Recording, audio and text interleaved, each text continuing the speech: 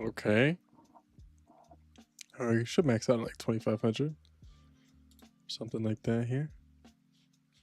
Okay, great. There we go. See, this looks. I want this to look like this.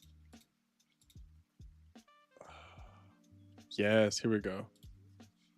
So it actually does the.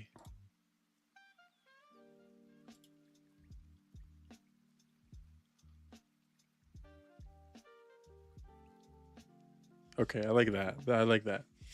Okay, here we go. So, welcome to.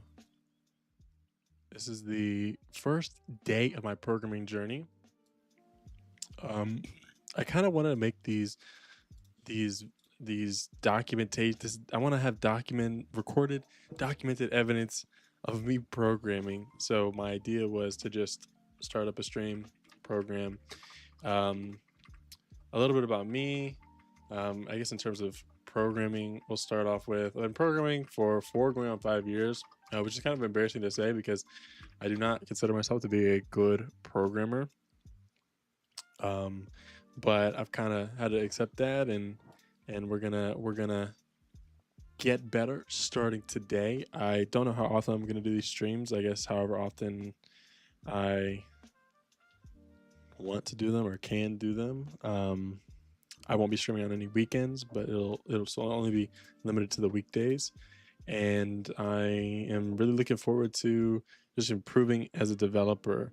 I'm gonna mainly be doing C++, and we will see where it goes. I mean, this is kind of I don't know what to say. This is pretty cool. So we're just gonna start with this. As the title of the stream says, we're doing some network programming today. So I want to start this project, and the project is just going to be a simple chat application. It's going to be a chat application that is both server and client, and it's going to be on the command line, and the server is going to handle multiple connections and just kind of broadcast the messages out. And that's pretty much all that I have in terms of project requirements as of right now. I think that's kind of our goal right now is to just get that. And you know, so far I've got this is our project setup. Sorry, let's come out here. Join tree. This is our project setup. So we've got cat client, cat net, cat server. We're just going to be using CMake to do all of this, and we're going to be kind of making catnet as our core library, and then we're going to be both using that library in the server in the client executables. And I'm going to be explaining everything as I go along. I really like network programming because it brings up a lot of pretty cool problems that I don't think are really talked about a lot in a lot of the network like kind of tutorials on YouTube. Like if you go like they're all kind of relatively the same. They all kind of talk about, okay, this is how you set this up, this is how you connect, listen, yada yada, TCP, blah blah blah.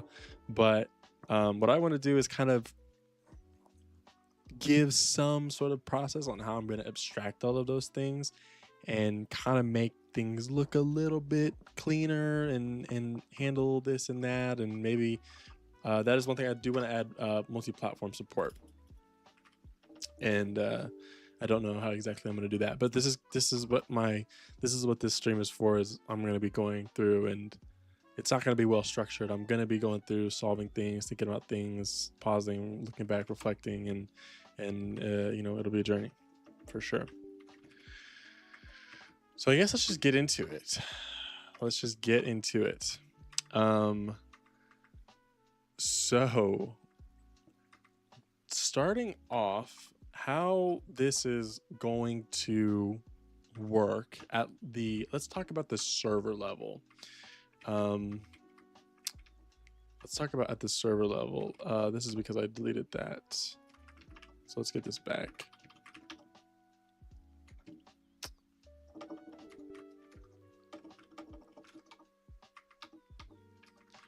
So let's talk about the server level and kind of how I'm gonna think about this. And maybe I should bring up like maybe like an Excalibur or something to really bring this home. I need dark mode right now, please. System, okay. So these are my thoughts on how we're going to do the server. So with any network programming, essentially, this is kind of how I think you should separate your program. So obviously, I have the client and the server. Right now, I'm just going to be focusing on the server, though. How do people do this? I need this, but I need like a... Oh, here we go. This is it. Yeah. I'm doing Control Z. So here we have the server. Server. Okay. And the server is basically, does two things. So you can kind of consider one part of the server is handling all the network stuff. So handling all the incoming connections, sending data, receiving data, putting this into packets, and you have the server logic. So in our case, this is not really going to be much. It's basically like an echo server, but we can have some server logic over here. Right? And I'm going to basically think of these as two threads. So the server is going to be comprised of two threads. One of the threads is going to just, oh, wait, also, yeah, this is good. Okay, my fault. One of the threads is just going to handle, this is actually what this is going to handle. We're going to, edges, yes. Oh wait, you can just type anywhere in here. Oh, so I didn't need the box. Okay, I don't use Excalibur. So what the network thread is going to do is it's going to be responsible for listening for incoming connections. I guess let's say listen. Okay, listen for new connections. Once we've made the new connections, we need to basically read data from the connections. We then need to packetize, let's say I like packetize. That's a funny word. Let's use it. Packetize the data from the connections that we get. So when we read, we're going to packetize the data. And then we basically want to send the packets to the logic thread. Okay. And that's pretty much it. That's pretty much it. This is the entire job of the network thread. And they communicate pretty much through this bottom part, sending packets to the logic thread. So basically we want to get full, oh wow, you don't have a thing here. So basically the idea is we want to read this data, decode the data that we get, because it might be in some encoded, well, it will be in some encoded I guess stream of bytes. We want to decode this, put this into packets, and then somehow, when we're getting to the details of how we're going to do that, send these packets over to the logic thread, and then the logic thread is going to process these packets and, you know, do whatever else I need to do. And that's pretty much the goal of that. And then over here in the logic thread, it just kind of does specific server stuff. It's not really a lot that this server is going to do. It's basically, like I said, just an echo server. So I guess we can be more specific. Dispatch, send, broadcast, incoming messages, broadcast, join events. Sure, because maybe we'll have that as well. and then maybe we'll do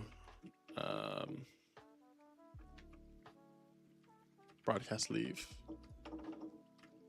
events, right? So this is pretty much it. Now the bulk of the work is setting up the network thread and setting it up in a way that talking between these two threads is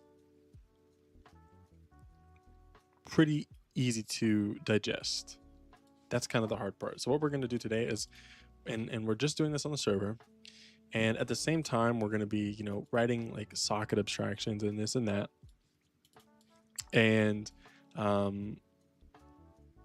abstracting all that away out into CatNet. So what I kind of like to do is I like to start writing code, real, you know, server code that I would be writing, and then as I go, then make the abstractions, because that's a lot easier than going the opposite way, right? I can kind of pull things out as I see fit, and we can do all of that. And I may introduce a third thread into here. We'll see. We'll see. Maybe not. But okay. I think we're good here.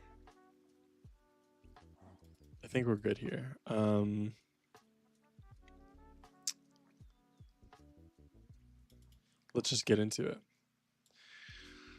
So this is obviously going to be a little bit of me trying to architect this whole program at the same time. But let's just get into the basics of what does a network program look like. And specifically, I'm going to be writing this for Linux right now, and then we'll see what we can do for Windows. I do want to make this multi-platform compatible with Windows, but that's not my main focus as of right now. Right now, I just kind of want to get my abstractions and get my APIs to a good, reasonable level, and then we will do the abstraction after. But I don't, it's really not complicated. It's not much different. The APIs are very similar, so I don't think it'll be hard. The only thing is that Windows has an initialization, so that's actually why I have this network in it. And this is just kind of like boilerplate, like, you know, just have something on the screen code, but I'm going to delete this for now. And so if you've never done network programming before, this will be a good little tutorial. Basically, the idea behind network programming is you have your user space program, okay, and your operating system provides a set of system calls that your program calls from user space, and those calls then will interface with the network. The operating system will interface with the network on your behalf, okay? And so I guess the question may be, how do we interface with this? And how we interface with this specifically is with something called a socket, right? So a socket basically is your tunnel. You can think of it as a tunnel saying, you know, okay, here I want to do this with this socket, and that socket represents, it could represent many different things, but it basically just represents a connection. That's kind of my best way to explain it.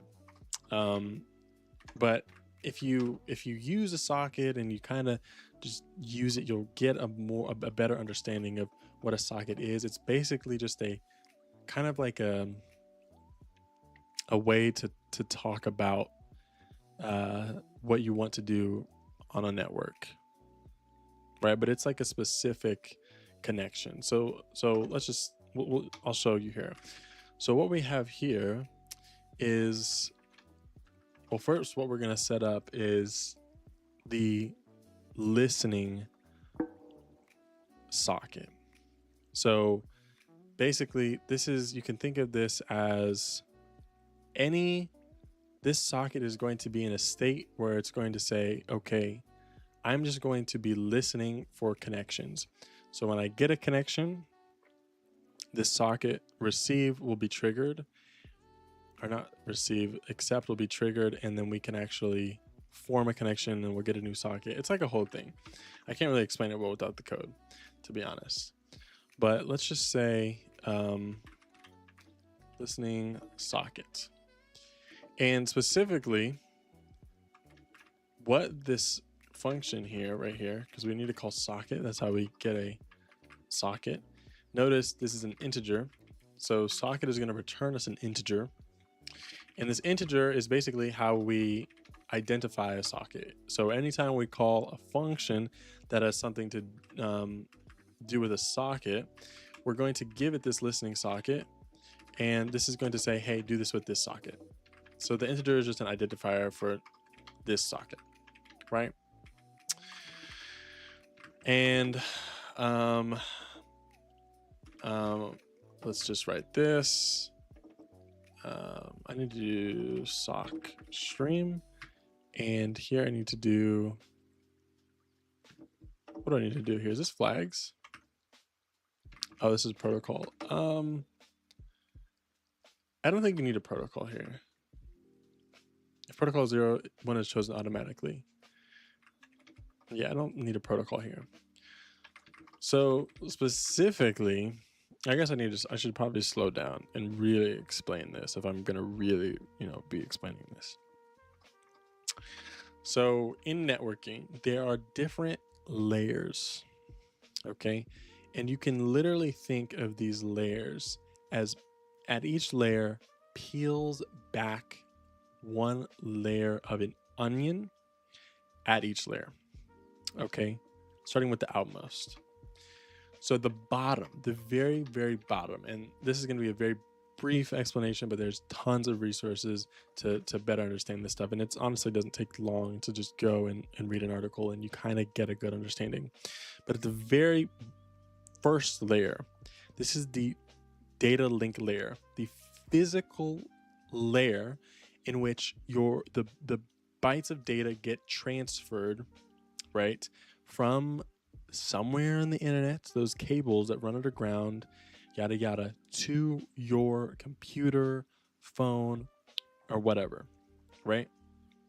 Those are the physical electrical signals going through or whatever, right? Then the layer above that, you have something called the Ethernet layer, okay? And this specifically, or actually, wait, whoa, no, Ethernet is below that. Then you've got, wait, I actually have to make sure I have this correct. No, yes. Well, Ethernet is like 1 and 2. But the physical layer is layer 1. Layer 2 is what is called the Ethernet layer as well. Actually, what is the actual name of this? The layer 2 is the data link layer. The layer 1 is the physical layer. So I'm literally sitting here not explaining anything correctly. Layer 1 is the physical layer. Layer 2 is the data link layer. So physical connection, electricity running through the wires, that's your physical connection. At layer 2, up 1, is the data link layer. And this is what has to do with MAC addresses. So when you're on an internal, I guess, private network, you could say, that is, you can think of this as like the network in your home, right? When you're on this private network, each one of your devices has a IP address given to it by the router, okay? That's what makes up a private network. Very oversimplified, but right now let's just think about it like that. So each device gets a IP address that's private, okay?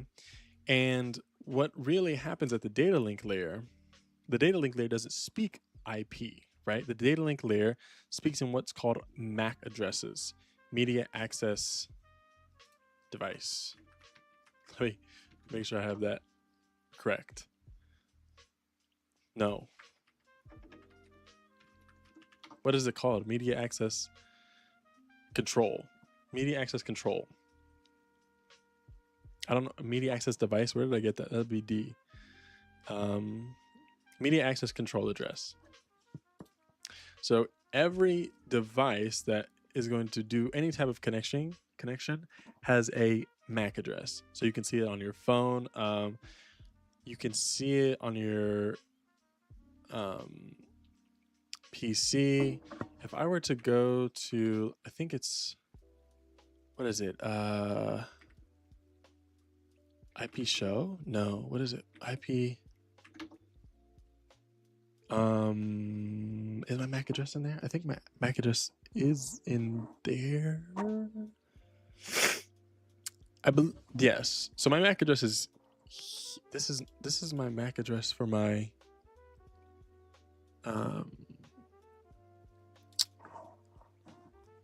that's my MAC address for my what's it called? My gateway. But I'm trying to find what is my MAC address of my PC. Oh, but this is I am running this in a virtual machine, so this is a little bit different. IP config A. Yeah, there's no IP config.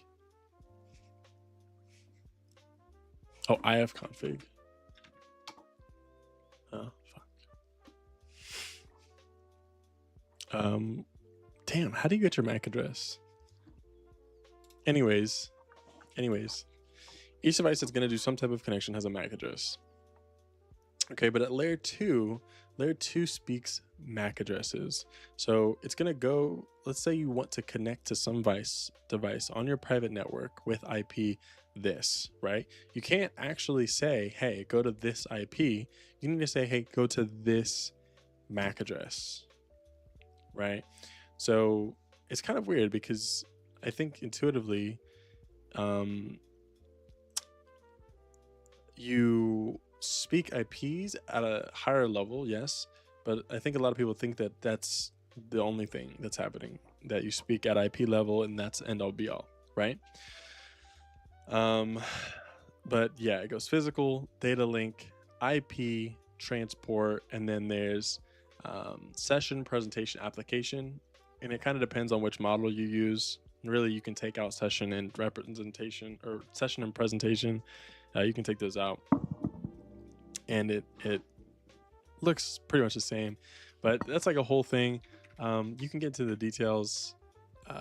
There's plenty of resources that'll explain it much better than what I just did in that little brief intro. But basically what we're working at here is the application level. We are sending bytes, and it doesn't really matter how those bytes get transmitted. It kind of does, and I'll be touching on that in a second. But we're working at the application level here. When we do a call to get some bytes and from a socket, we say, okay, our socket has data. We're going to get some bytes from our socket. We're going to say, okay, great. Now we're going to interpret these bytes in our application context, right? But yeah, so back to where we were. We now have a listening socket. So if this fails, then this will be -1. And in that case, let's just go ahead. I want to do something. Does this work? Include print. I've never used this. Stood print line. Is this real? No? Is it in IOStream? Stood print F? I thought there was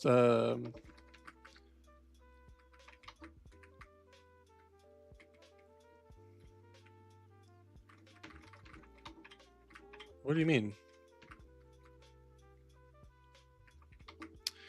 I want to see, what is a stood print line? Is that a C++26?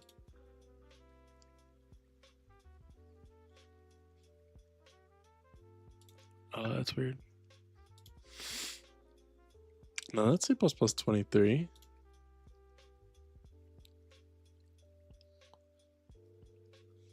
Oh, okay. Maybe I have to do this.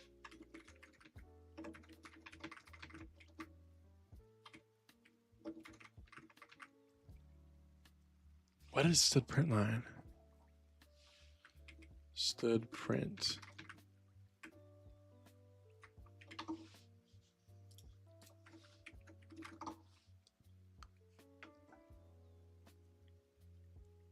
Std print line. This is in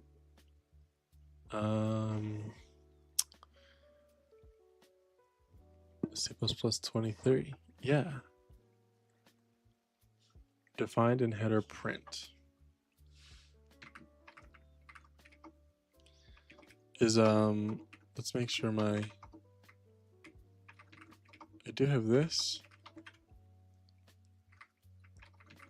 Let's see if this compiles, but let's check this first. Let's say unable to create socket. Sure. We'll say -1. Let's see, does this compile? Do I have a build here? I do have a build. CD into cat server. Trying to make here. It doesn't build. It's only available from C++ 23 onwards. Okay, so I'm not really great with CMake.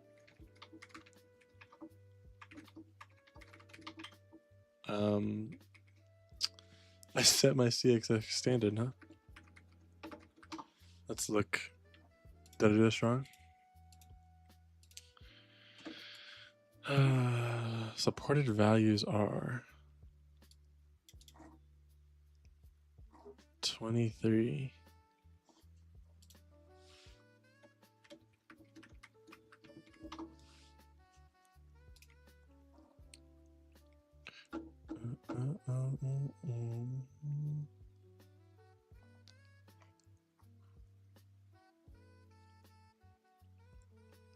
Does this not extend into my, maybe this doesn't extend into, geez, like cat server? Does it not?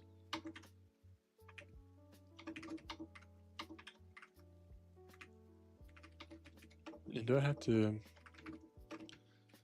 I guess I have to run this here again.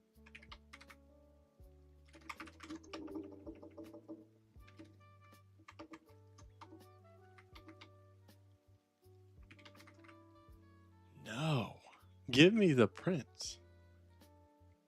Maybe it's, do I not have,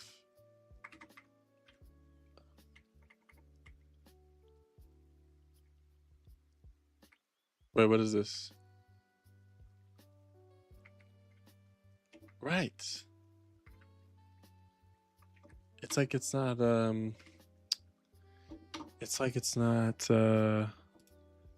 picking that up.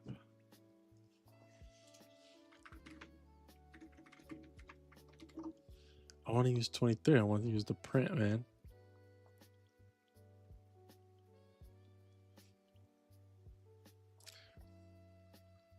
.0.3.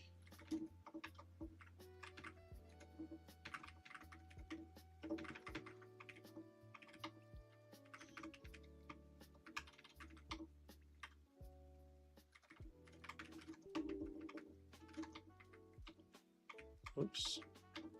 Whoops. Oh my gosh. No.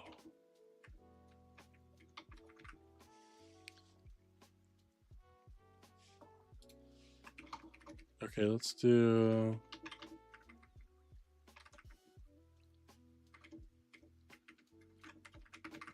So CMake. I think I was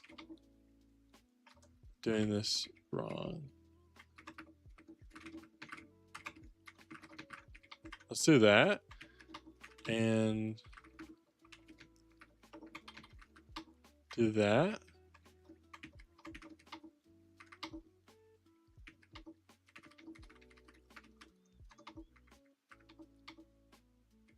Oh, here we go. Okay.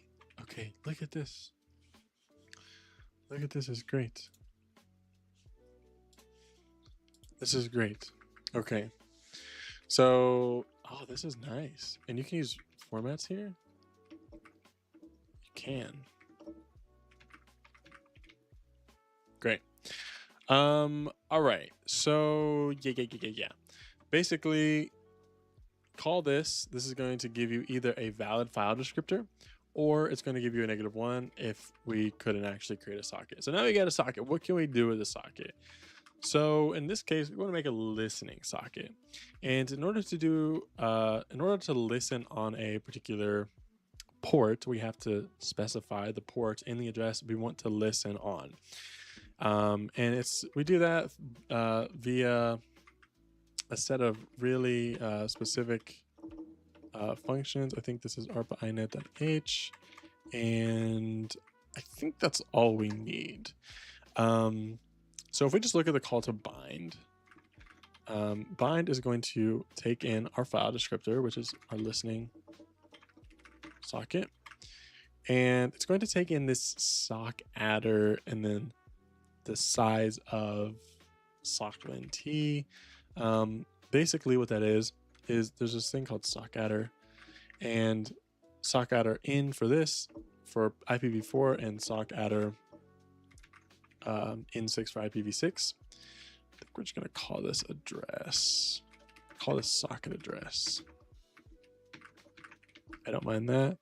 Let's zero initialize that. Do I want to do that? I don't hate this, but I also do hate that. I have to figure out what style I'm going to use here, because these are two different things, but in this case it doesn't really matter that much. This is not like a super complicated type. It's got a import, which is probably 16. Yeah, so it doesn't really matter here, but I think I don't know, I have to do the equal sign, right? I have to. Anyways, that's super aside. We just need to fill this out. This thing has like a SYN port, hosted network short. What port do we want to do? What's a good port? What's a good port for this? 88888. What about 8088? No, what port uses 8088? What about 676? No, I'm just saying, bro. That's bad right there. That's getting bad. 9087. I like that. 9087. And then we just need to do SYN family.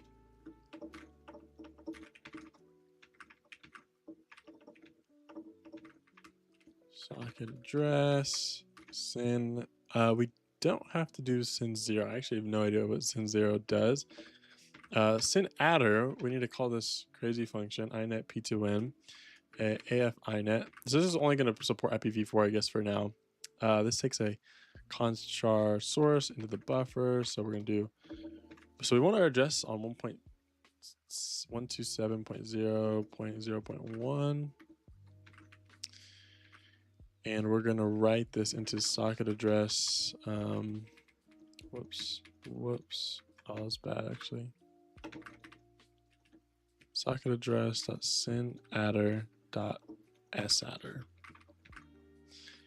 And that's the entire struct filled out. It's kind of weird, kind of convoluted, but it's just how it's got to be. So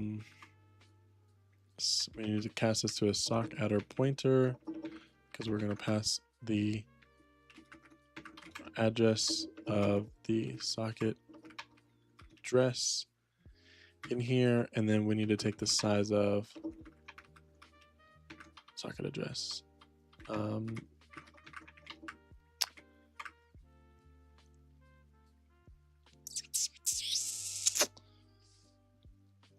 Sock adder, socket_len_t.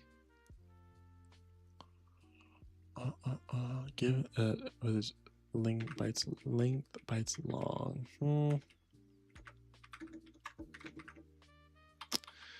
What's happening here? This takes in a pointer, no? does take in a pointer. That does not matter.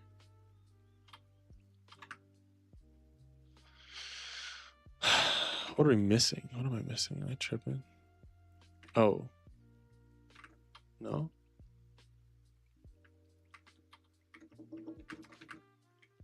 Oh. Well, there's that. So, if our bind results, then it's the same thing. It will return -1 if anything bad happens. I love this, by the way, like this print. We should define the port. We should definitely define the port. Let's just say const unsigned short port. Let's say server port 9087. And we'll figure all this out later. You know what I mean? We'll do it properly. We'll get arguments via the command line and whatnot. Right now, I'm just trying to get something up and running, just to show. So failed to start listening on port, and we can just use the same things here. Server port. And this is actually, what is short? What is the short specifier? Short.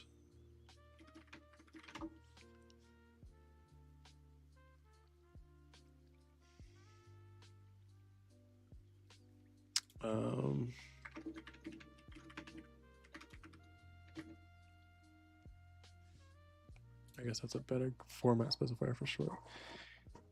Signed short integers, HU for unsigned short integers. So, okay, %HU failed to start listening on port this.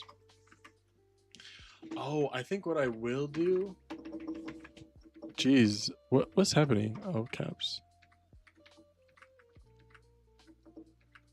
Okay, and then we could just return -1 here. What I think I will do is, because the different platforms have different ways of getting errors, I think that will be very handy in doing this. But that's like the only difference. But I think that's like should be fine. I don't know.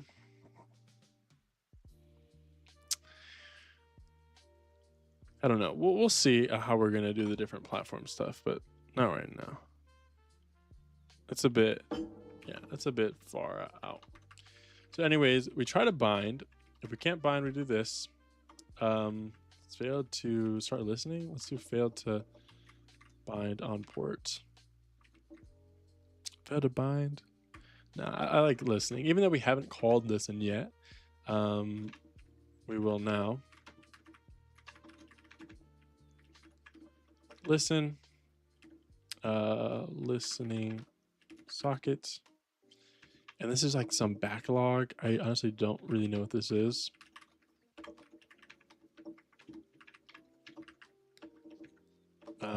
This is the same thing. Let's do.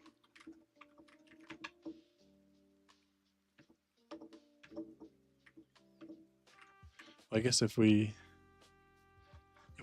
can't bind, then we can't do that. But I kind of want the same print here. So maybe we should be specific about this. May fail to bind on port. This failed to start listening on port. And at this point, we are in a listening state. So I don't think that actually does anything. Like it's not going to hang unless we call a specific function. But let's just come into cat server.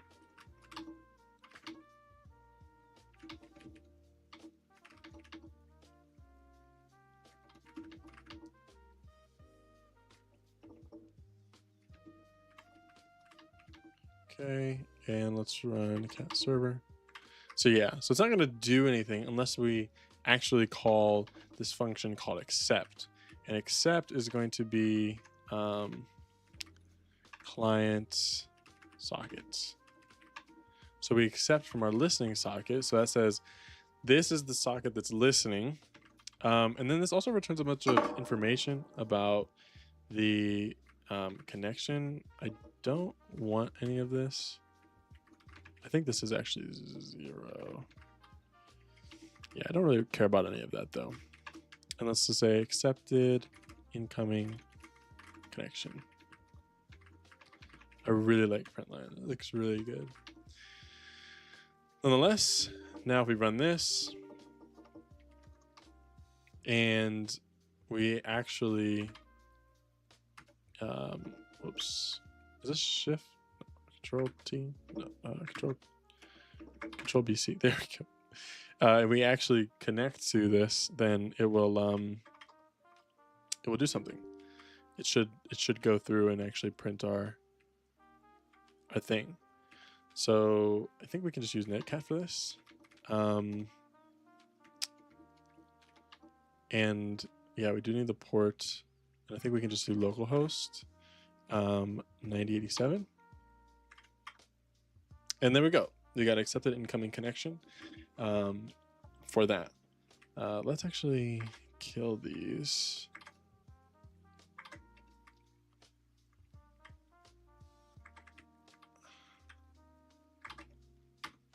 Let's kill these. Let's make a new one. We'll end them here, sure, because I don't like that on that side. And then let's do this. And so we'll run netcat on one, and you know, do our compilation and stuff on the other. Okay. But yeah, so it's like pretty simple to get it started. And this is like what all the basic tutorials get you to. They get you to listen on TCP and do this and yada yada, but they don't really explain the architecture. Now I'm gonna slow way down because obviously I've jumped like I've gone way far, and we're gonna slow way down.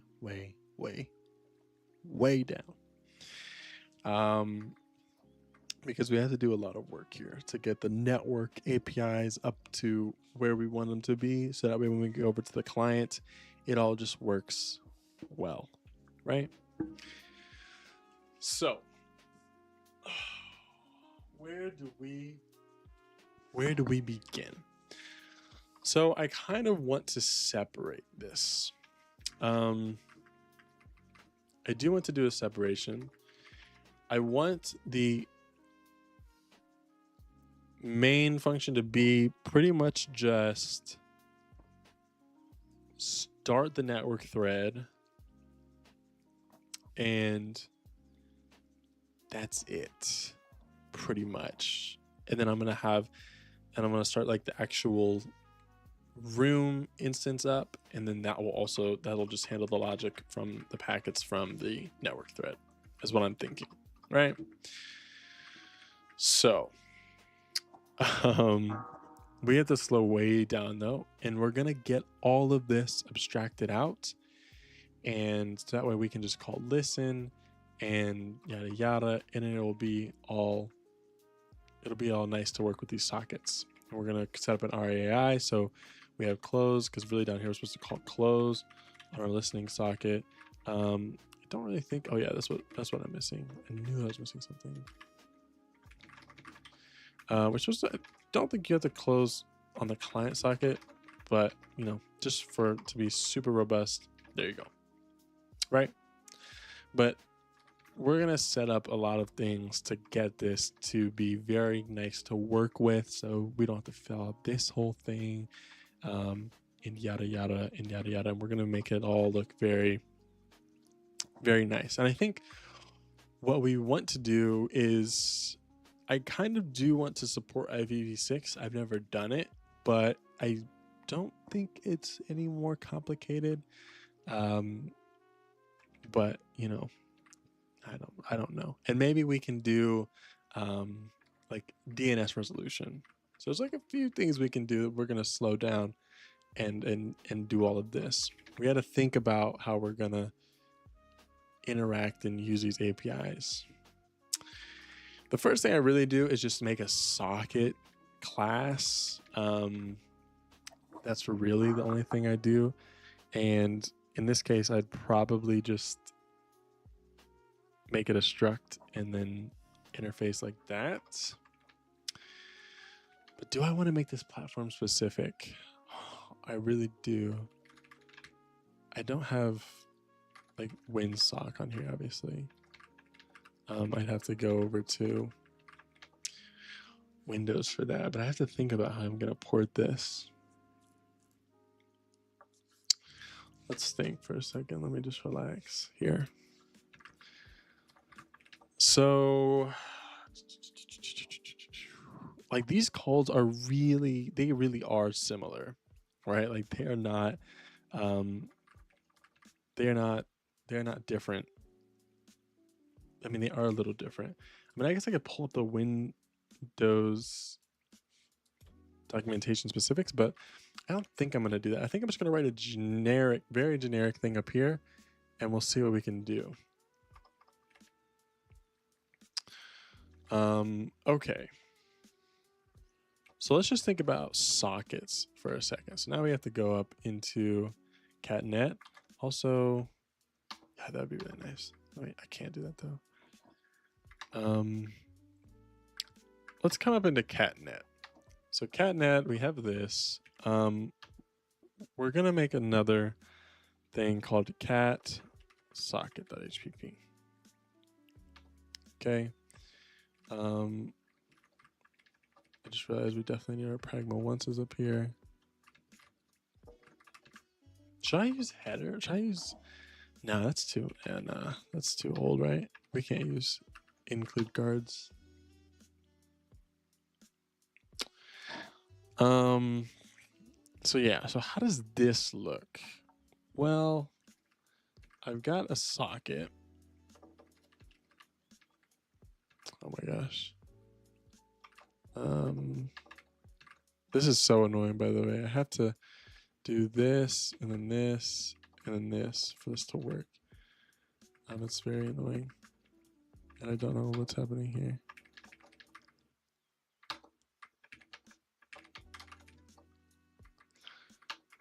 Frustrating. Get rid of this. So you got this socket. What do we know that we don't want to do with this socket?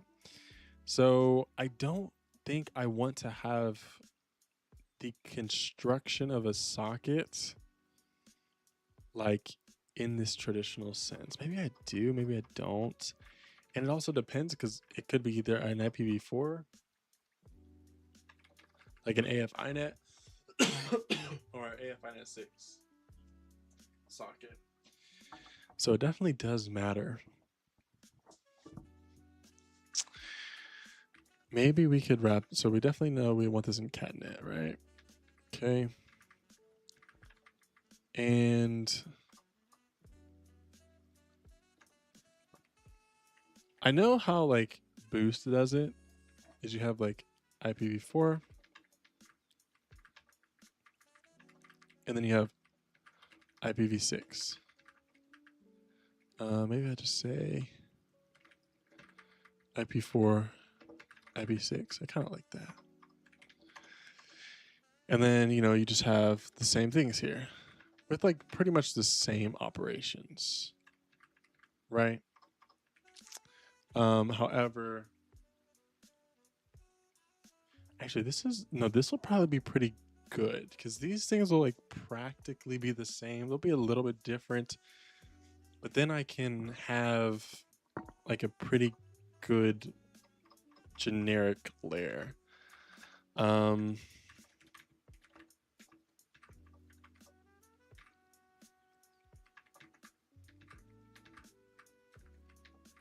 my gosh. This is like really frustrating. Like, what is going on?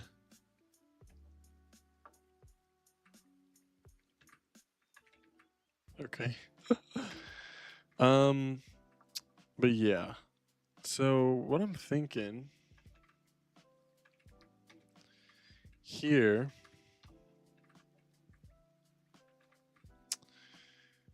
is these are gonna have like pretty much the same functions. I'm just trying to. I'm kind of wondering if this is what I want.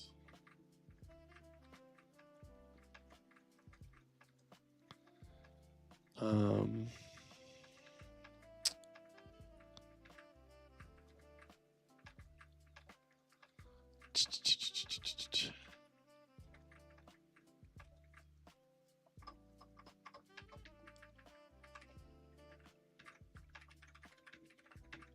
Can you even do this, by the way?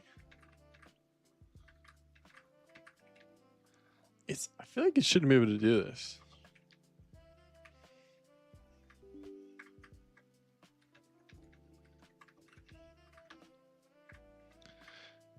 Why can't you do this? This doesn't make a lot of sense, I feel like. Well, first, this is just a header. It didn't even get compiled. If I were to go...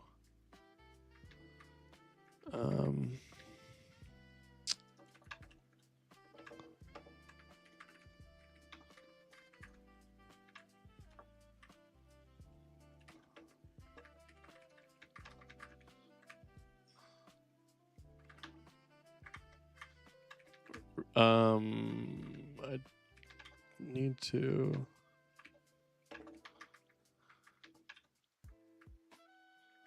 Oops. Oh, whoa. Oh, that's a build. Should I come in here? Catnet. Can't type.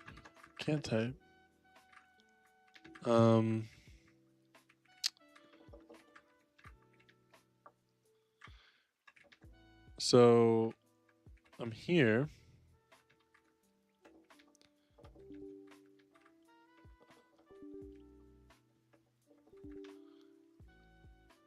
And this works?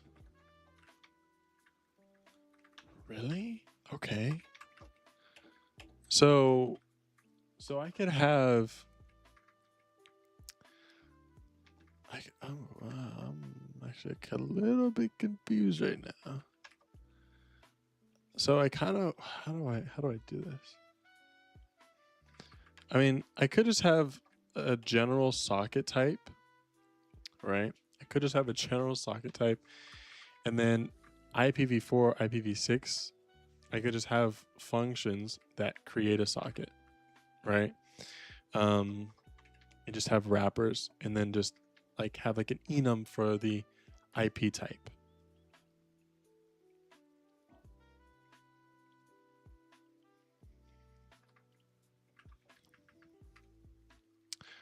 Is that a good idea? So what would that look like?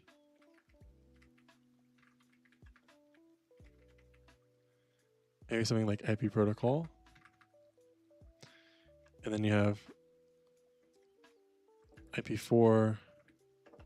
Should I have this IP4, IP6 maybe? And then here, this struct just takes in a constructor, but I want this constructor to be private. And we take in a private constructor to an IP protocol.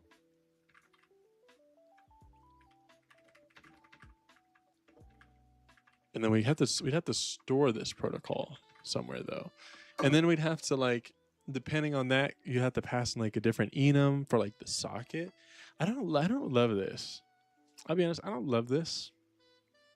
I don't think I'm gonna do it like this. I think I'm just going to have the two different sockets. But the problem is the implementation. Like, I mean, I would basically be having like duplicate logic in either of these, right? So like IP4 is gonna have the same. Is it gonna have the same? Let me think.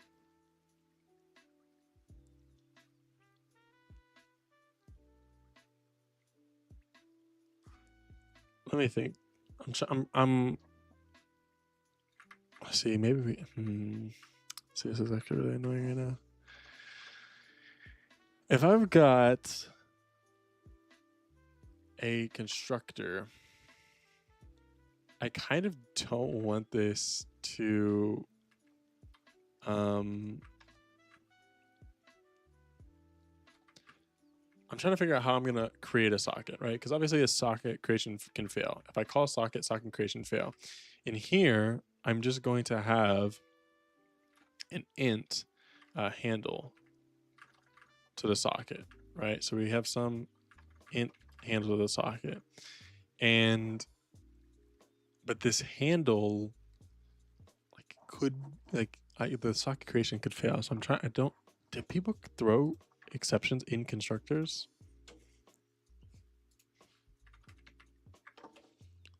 Is this I mean, I think that has to be a thing.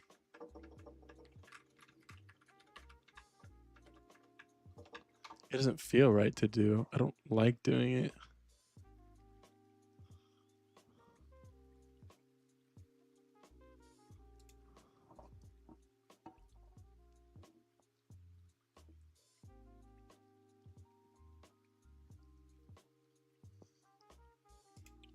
I'm gonna read this. How do I handle a constructor that fails? Throw an exception. Constructors don't have a return type, so it's not possible to use return codes. The best way to signal constructor failure is therefore to throw an exception. If you don't have the option of using exceptions, the least bad workaround is to put the object into a zombie state by setting its internal status bit so that object acts sort of like it's dead even though it's technically still alive. I mean, I could do this. Or I could just make this private.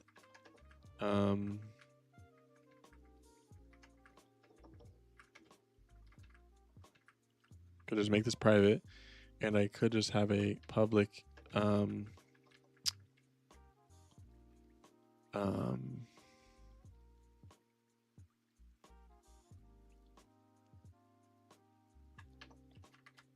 guess we'll do this. I could have a static up here, and we could use a great expected, and we could just use expected here, and we could return either a socket or we could return like an error code. Sure. And that's it, right? Should I be marking those? I don't know. Well, we should probably mark those with acceptance stuff. But see what I'm saying? I think this is the play.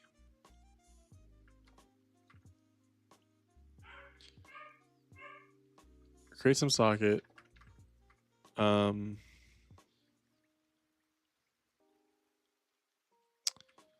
And make this private, and then initialize the handle. I mean, wait, do I need to make this private, or can I just delete this and initialize the handle from the create function? I feel like I could definitely just do that, right?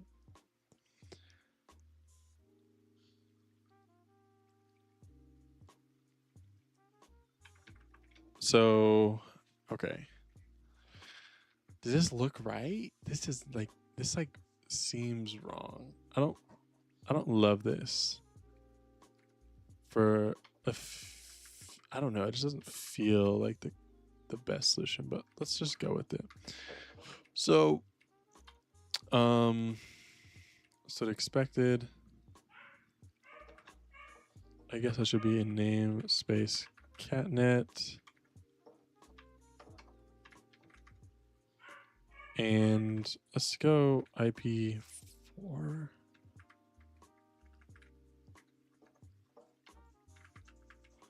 So now it's just socket. Don't need static. Okay. So this is just pretty standard. Now the int for the error code. This is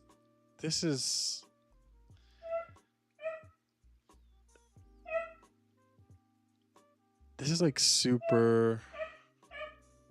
Hold up.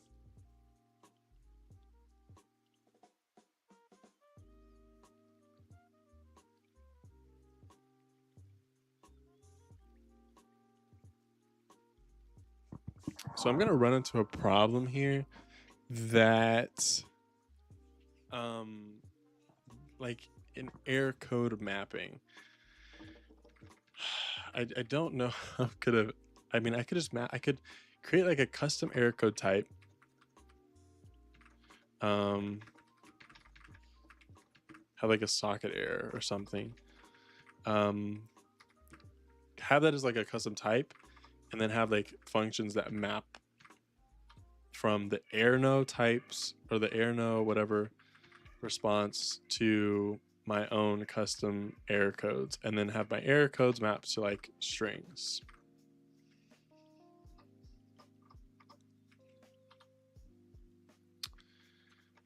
I don't hate that, but I don't love it. But let's do it anyways. So what we're gonna say here, and this is specifically a socket error. So maybe I should say, I can't do this. This does not make sense. That's like, no, that doesn't make sense.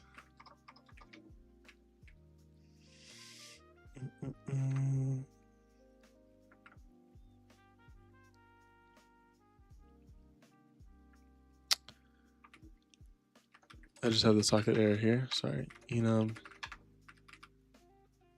socket error here. Is that how this should look? And then let's just make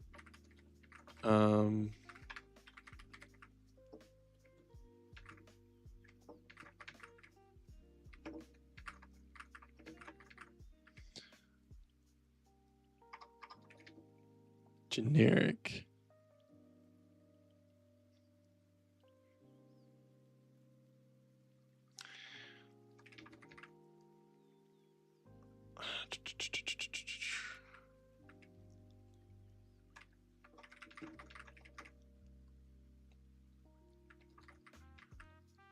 I can make a socket. I kind of want to wrap this with a string. That way, when I like have expected, I can just get that. I can just get the message from the expected rather than having to call another function to do that translation. No, I just have a function. No, that's dumb. Right? When I could just have a type here. Well,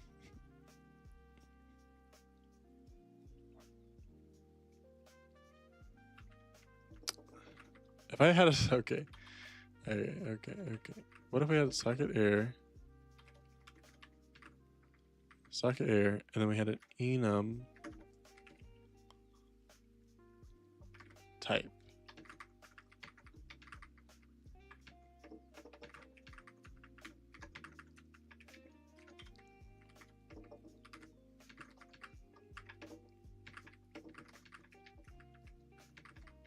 Right? Also,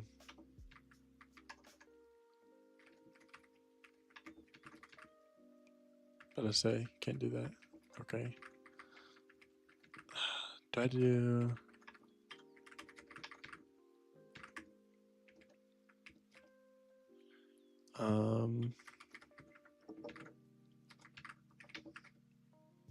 Okay. Sure. So that way, this socket error, I can just put a type on it, and I could just say like const char pointer to string or something,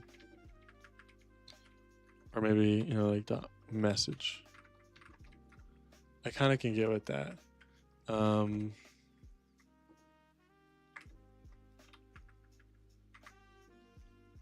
can kind of get with that, right? Do I have to do this every time?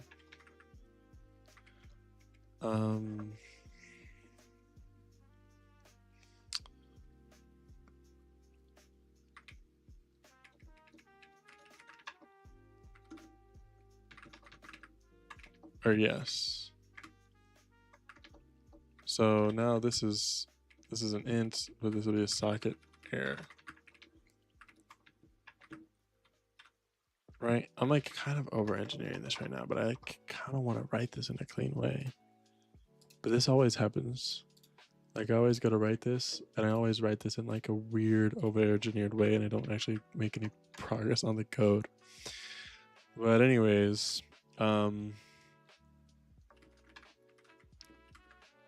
we can call this. But what I kind of want to call now is like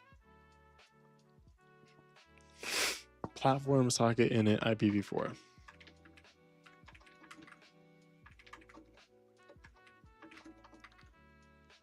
So this is like a little bit, and this I don't need in here. So I could have just like platform HTTP, and here now really,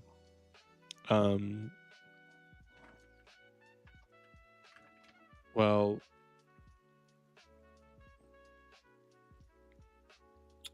let's think actually about this.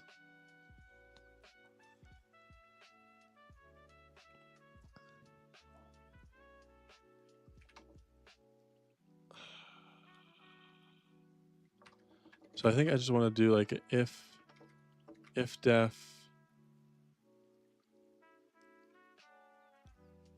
what's the if def for Linux?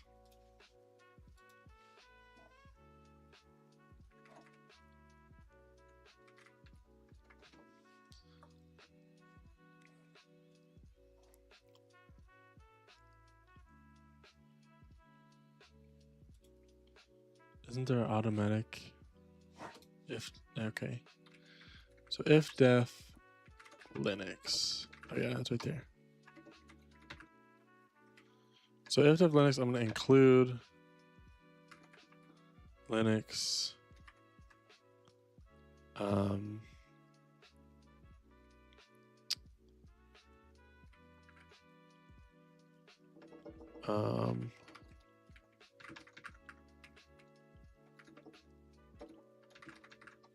Oh wow, what the hell? And maybe we could do specifically Linux cat socket, right? Okay, so now I have Linux cat socket.hpp. Okay, and how do I want this to work? So I want this to say, I want to call a function. So this is what I want. I want to say here, and I want to include platform.hpp, and I want to call a function like platform socket IP4 create, and I want this to return me an int for the socket handle. That's what I want. So how do I get that? Come here, sorry, HTTP. Then I come here, and I say int platform socket IP4 create.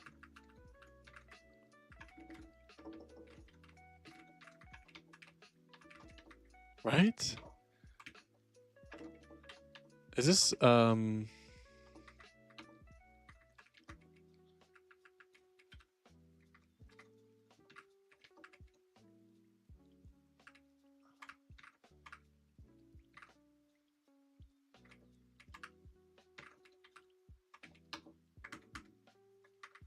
like this works, but is this the proper, is this, oh wow, fuck.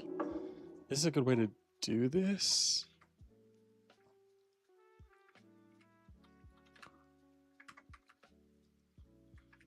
Like, what do you mean I don't use it directly? Oh, maybe it's because it's like mad right now. Obviously I can't call that. It's a deleted constructor. Or this should return me a socket then, not a socket handle. Sorry. I should return a socket. So I need to include.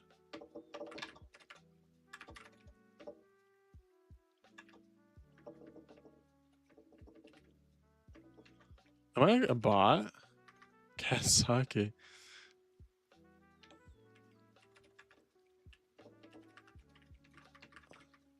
And then we're gonna say, I mean, all of this is in the namespace now. And specifically, well, no, because this is like IP4, right? But we don't care about that. But we will have like namespace IP4.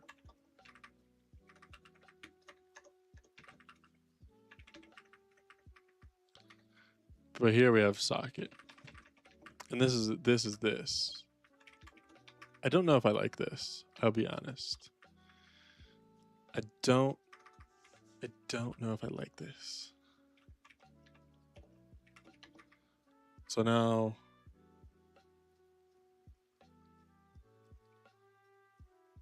I can make my Linux cat socket.cpp, include my Linux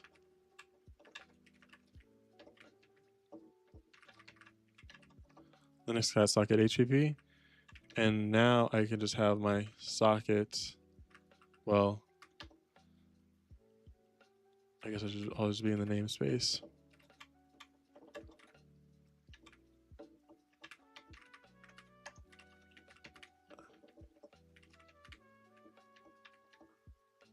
Socket platform create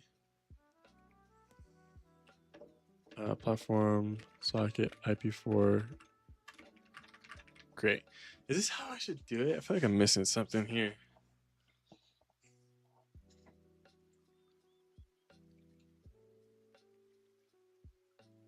I feel like I'm missing something here. Like this don't seem right.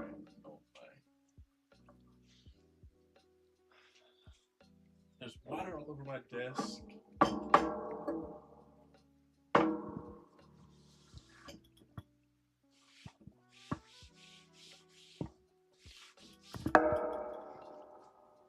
I don't know if I like this.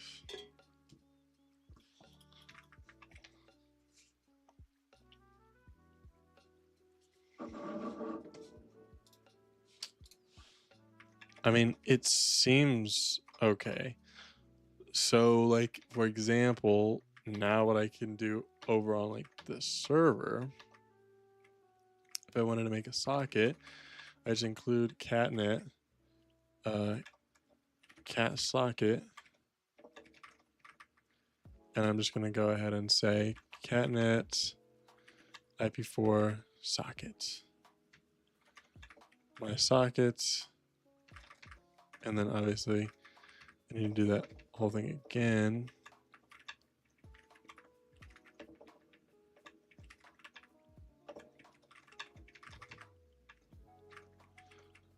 Oh yeah, this is auto, my fault. Let me just say this by auto. I mean, okay. I don't love it. I don't hate it. It's a lot of typing, but I could not have this typing if I would just, you know, throw an exception when I make a socket, but I really don't want to do that. I really like expected. I just think this whole namespace shit is like fucking me up right now. I won't lie to you.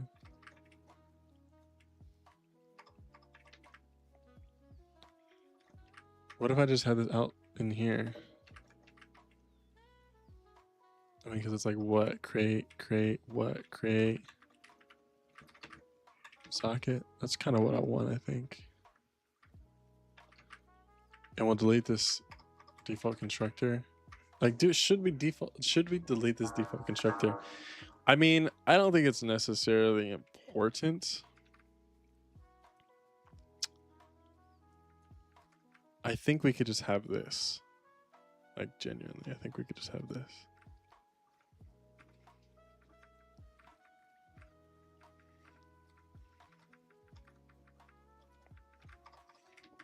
I feel like I'm definitely over engineering this right now. And it's gonna bite me in the ass later. I do this every time I'm falling in the same trap. Right? Like this does not seem bad. So now here in I don't even know what it's in now. Right, so like here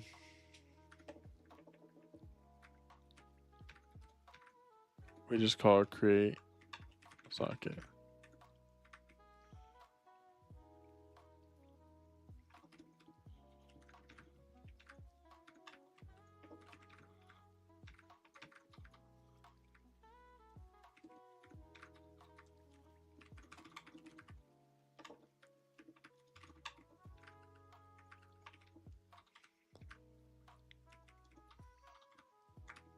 Right?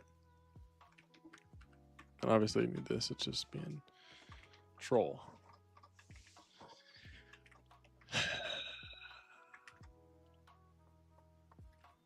But this also has to return an expected. No? Like this also has to return expected. Like, did we do it or did we not do it? Like, what the fuck? So now I'm like really confused actually.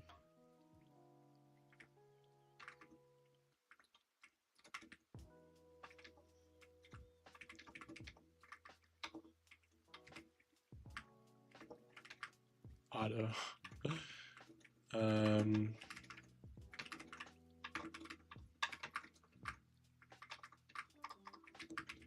Right, so now I can take this. Sorry. Right. So now this is this. So I can say like some like socket handle equals socket, and I can include sys socket.h.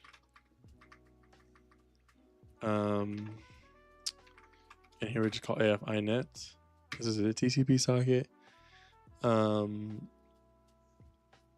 Do I not just have a switch statement though? Like, do I not have a switch statement?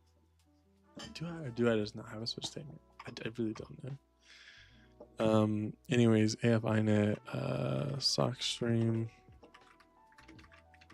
0.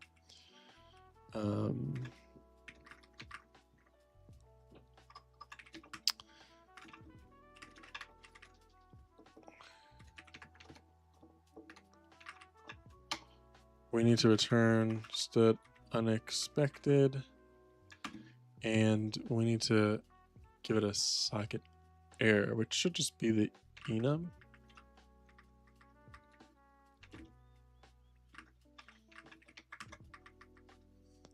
So I'll just say generic. Come on.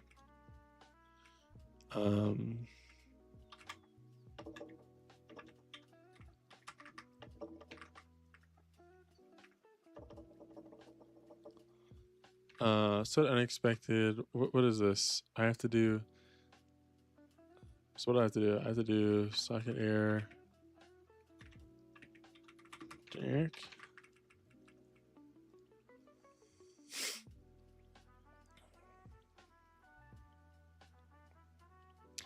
This is the type, but I have to pass in. I have to pass in like a object, I guess. So like that. No viable constructor for deduction guide for deduction template argument. So what is this? I'm confused. I'm passing in the socket error, and socket error is just the type. That's really it. And I can get the message from it.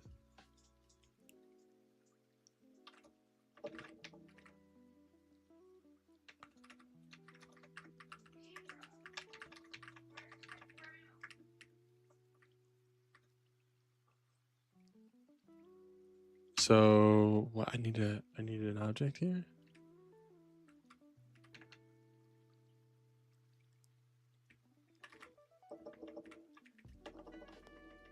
I'm in this socket.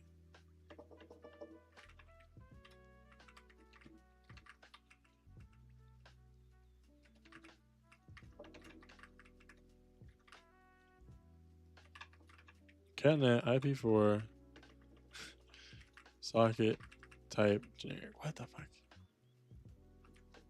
Busy. Busy. Busy. Busy. Oh, socket error.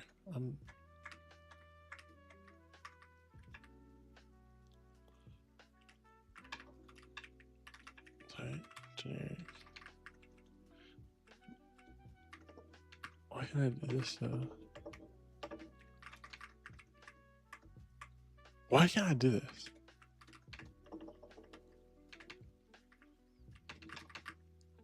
Oh my gosh. Trolling. Like, what the fuck?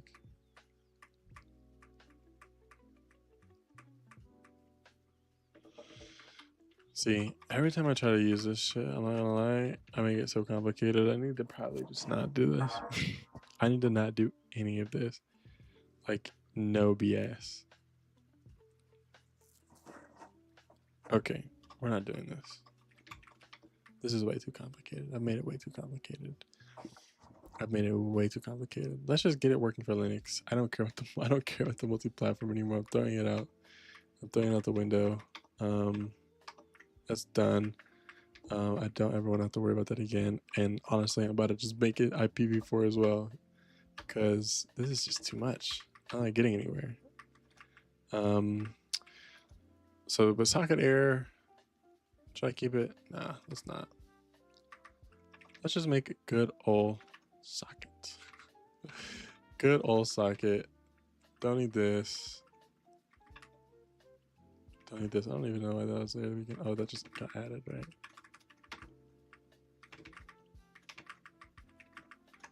Good old socket. Call us the handle. That's all we need. What do we got? What do we got? Should probably just call bind first. Or I still want to be able to create a socket, or I still want to be able to create a socket. So I will actually have a static stood expected socket int create.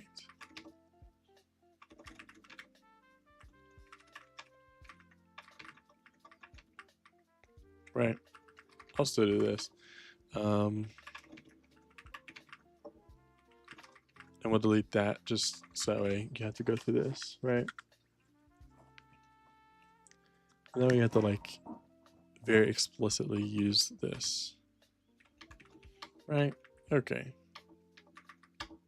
That way I don't have to lose my mind.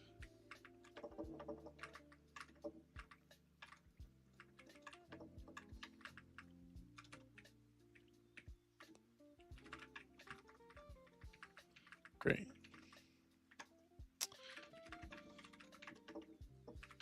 Because I want to be able to actually make some progress right now.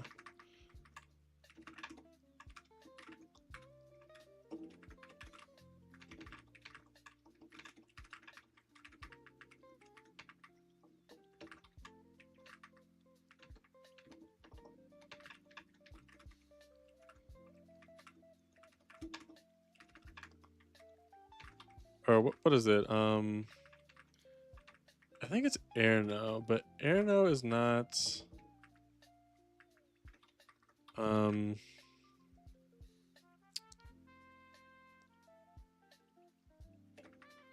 not thread safe. Is it actually thread safe? Is Airno thread safe? Maybe it is.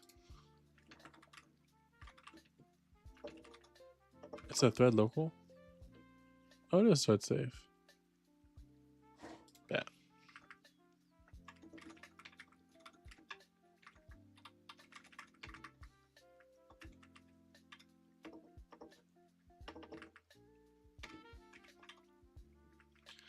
Okay, cool.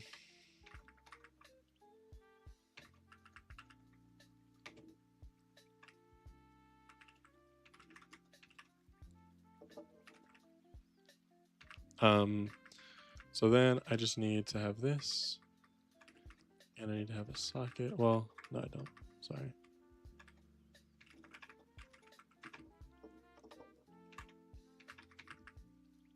No matching constructor.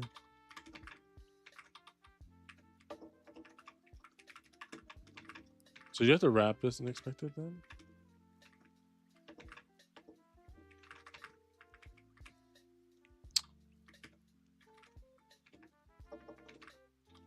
Oh god, here we go with the bullshit. So I guess the same way that I did this, I can just return the expected. Is this because I deleted the constructor? I think this is about the constructor.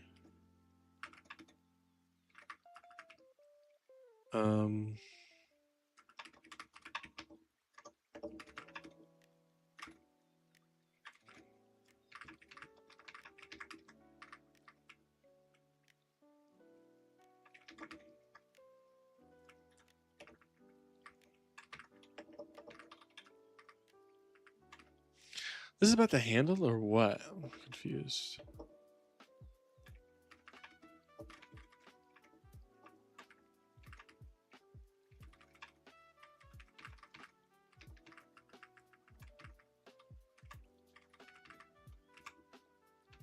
Really? This can distinguish? No way it can distinguish. I don't believe that. I don't trust that it can do that. And okay, so why does this work? Why does this not work? I'm passing the socket handle. So now I could probably just return a socket. Alright, fuck. Okay. So it's a simple create function. We create a socket, and now we have to like handle this explicitly if we aren't actually able to make one. So back over in the server. Well, I guess not back over in the server. Let's keep doing this stuff here. So we have this. This stuff doesn't really matter though. Let's do bind. But we want to be able to bind to a specific port on a specific IP.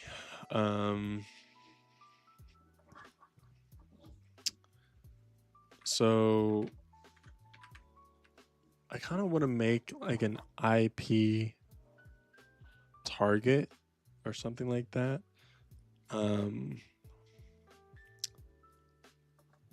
Because whenever we go to connect, I want to be able to say connect to this address on this port. Does connect take a port? Yeah, it has to, right? So I kind of want to be able to do that.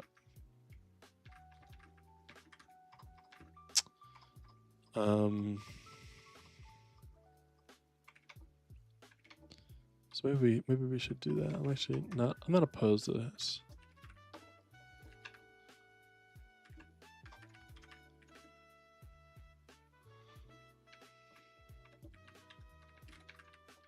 And it'd be like pretty simple as well, I think.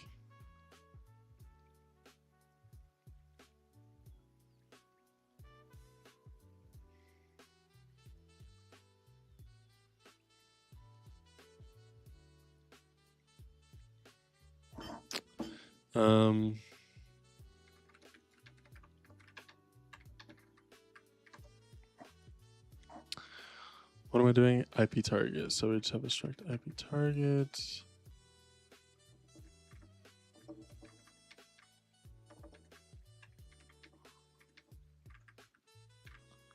These auto pairs are like really fucking annoying. I kind of suck at this right now.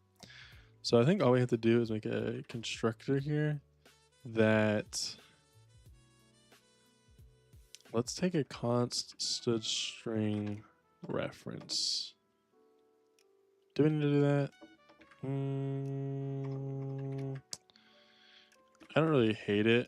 And I don't love it.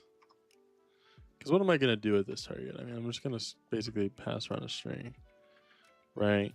Can't really take a string view. I mean, more than likely, you're going to hard code an IP in here. Well, maybe not, actually. Let me take a string. Yeah, I'll just take a string. Sure. And we need an unsigned and short for the port. Now I need to do something. So here I need a bunch of type diffs. And then we're gonna type def like uint 8t to u8. So now we can do like u8 stuff, right? So uint 16, 32, 64.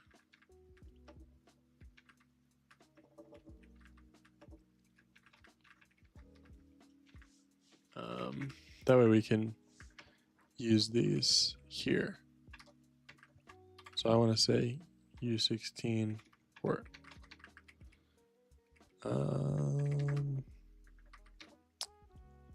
right. Oh yeah, I probably have to include catnet HTTP. Okay, right. And so this will just copy this into the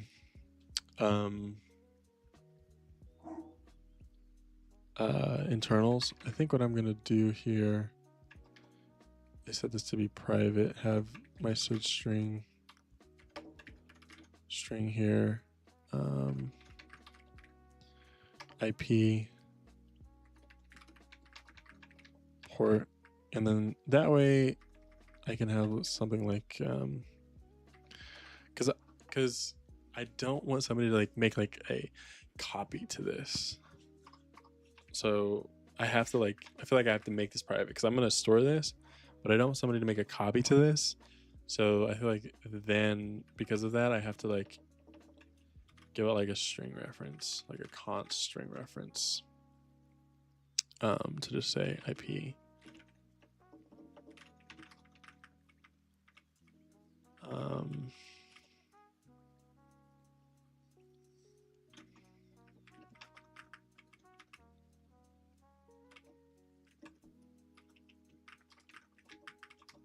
Right. And so now I can make this from the this like a string, or I could probably make it so I can like create one of these from a like a array of bytes, because there's only 4 bytes for like an IP. So yeah, I can make like an array of bytes. Let me think about something else as well. Hold up.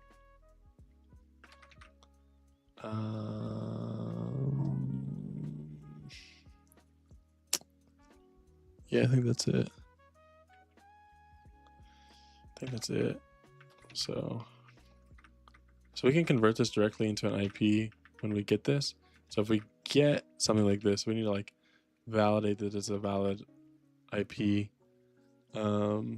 I hate throwing exceptions. I hate the way of making these objects. I won't lie. Like via constructor like this. Like I literally want to do this. And I want to have like a public static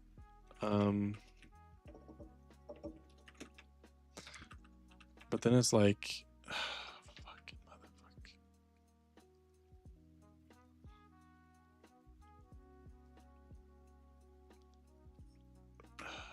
This is terrible actually. I mean, I could like do it like an optional. Because there's like only one way this could really fail. You know what I mean? Like it's not like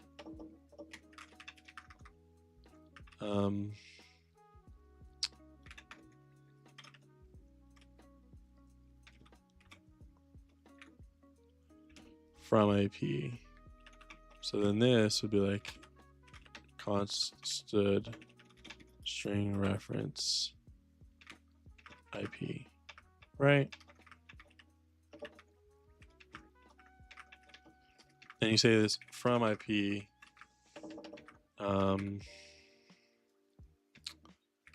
made port. Now, what if you don't have a port? From IP port? I feel like you have to specify a port. So we're gonna say we're gonna bind on this. We're gonna bind on this port, or we're going to connect to this port. Either which way, we have to do that, right?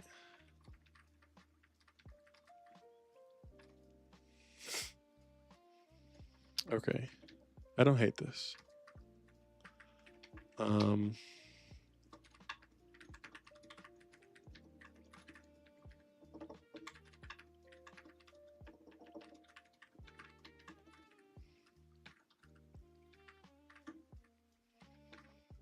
Fuck.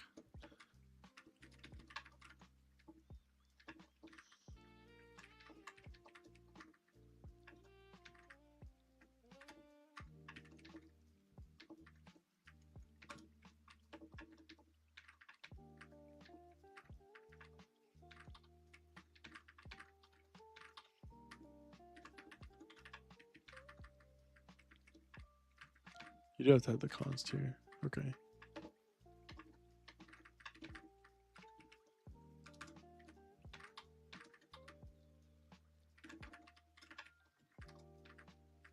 Okay. So this could just return IP, right?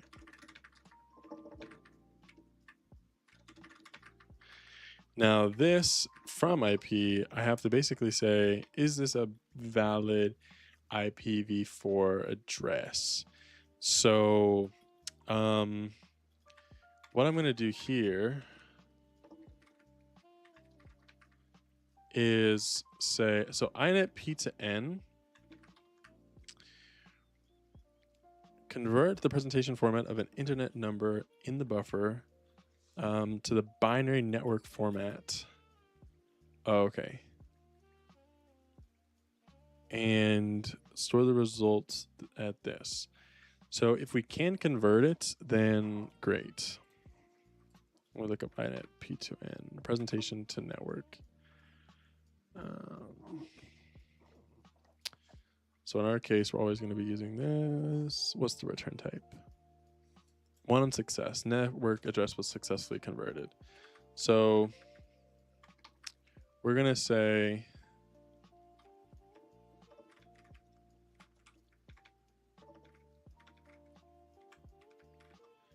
if inet reading from, writing to. So we really don't care. We do care about this. Now, this is a bit troll because this is like the pointer, but this is like a little bit. This is like a little bit bad, like because I'm taking like this the underneath the pointer. I wonder, can I do something with this? So can I take like IP? I'm assuming. Yeah. Okay. Great. Beautiful. Beautiful. And we don't really care about what it would be. Now, if could convert, it's like a bool because it returns.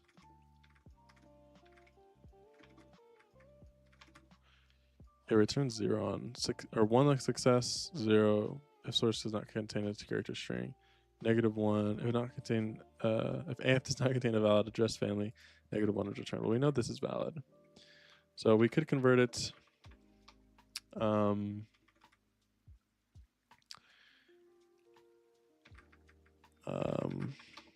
I guess we do care about this. Sorry.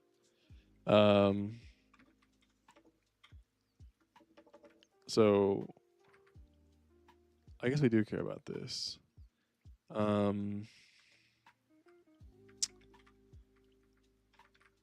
Yeah, so we're gonna say IP target.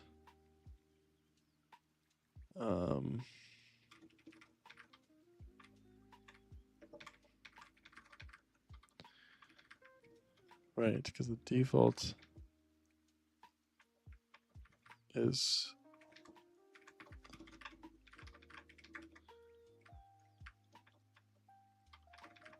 so we're going to zero initialize this, and then we're going to return, well, really now we do care. So we're going to say resolved. Well,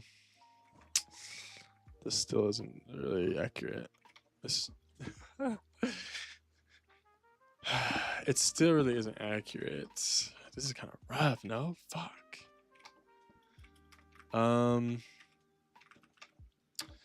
Shit. I need to say, like, okay, I want a string.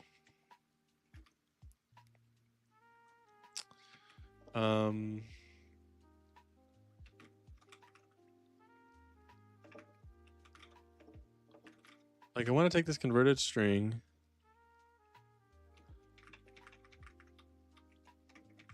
I don't know what the max could be. What could the max be? There's 4 bytes. Each of them could be 3. That's like 15, right? Because you have 127.0 point, right? Like 127.0.01. So it was like 255.255.255.255. That's 3, 4, 12, 315, right? So like that's like the max.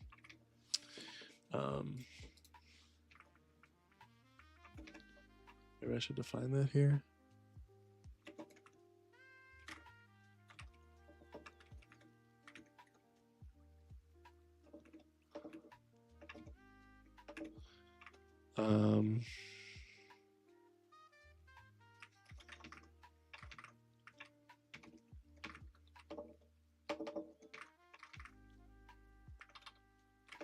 Should I do this, or should I do like a const int?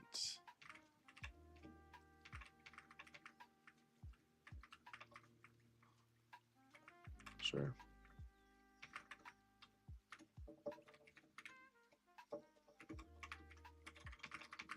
Sure. Okay, and so now we're going to actually do this into a converted string. So we're going to write this in a converted string. If we could convert, we're going to set resolved.ip, and we're going to call the assignment. I don't know what this is. Can we do this? I'm assuming this is. Okay, so this is the copy assignment operator. Source null terminated string.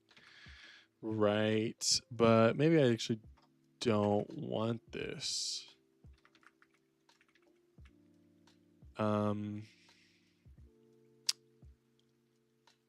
Maybe I don't want this. Maybe I want to call stood move. This is like kind of troll, to be honest. On a string where we give it this and we give it the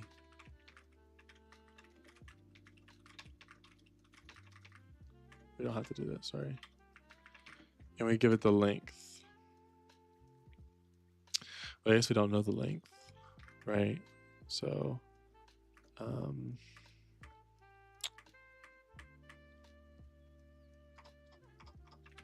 so how do we do this? Well, we could do +1.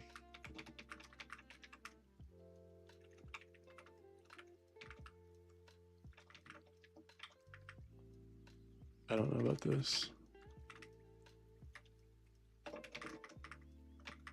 I don't know about this at all.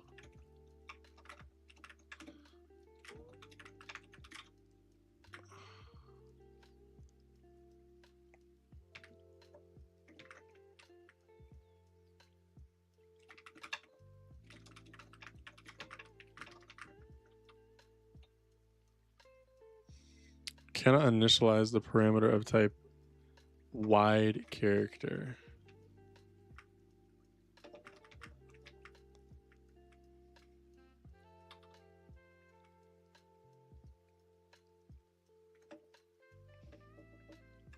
What does this take?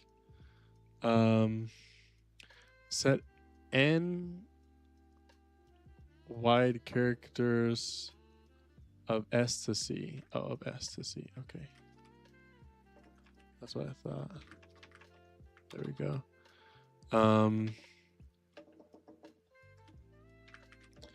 What do you mean? What are you talking about here?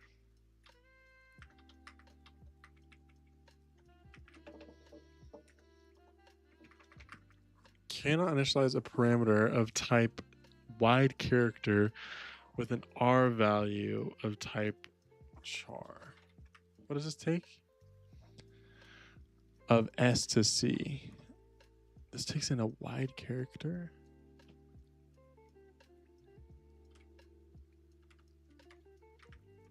I don't know.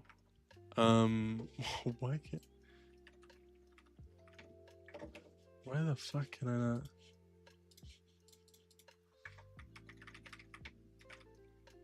I'm stupid, aren't I? This will do this. Forgot about this. This the whole thing, set the whole thing to 0. Okay, geez. Then this should be fine. This should be fine because it will take this, do a copy, and it'll be able to find the null termination character. Because we're gonna 0 initialize this whole thing. So the whole thing's 0. Then we're gonna write our string into it, right? And our maximum is like 16 bytes. Or yeah, 16 bytes. So we just do that, and then it will be able to copy because it'll be able to read the null termination. Okay.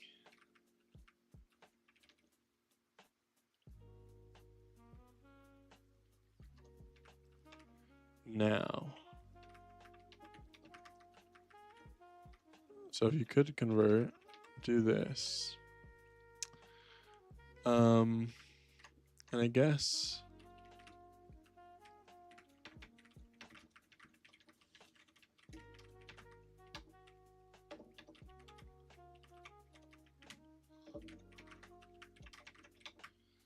okay. From IP. So we kind of want to see if this works first off. That's kind of one of the big things right now. Okay, let's just delete all this code, right? Because we know what we need to write here. We definitely want print. Don't have this anymore. We got rid of that. And we just make a socket.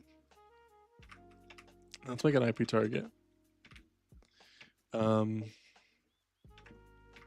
This is also catnet. Catnet.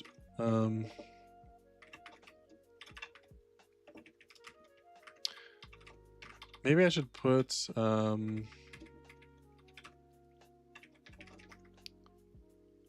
maybe I should put this in just the namespace here. Oh, but then I don't have access to the constructors, right? Right. And I kind of wanted this. Yeah, never mind. That's interesting. That kind of sucks, I think. From IP. Okay.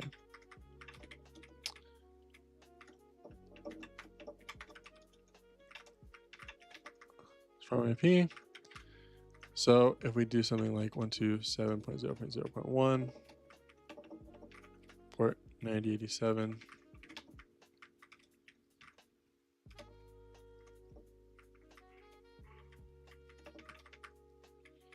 No member name from IP.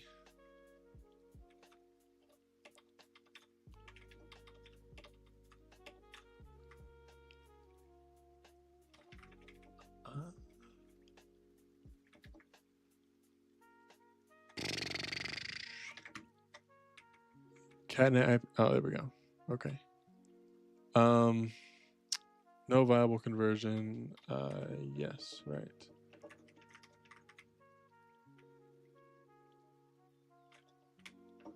So it's like an IP optional.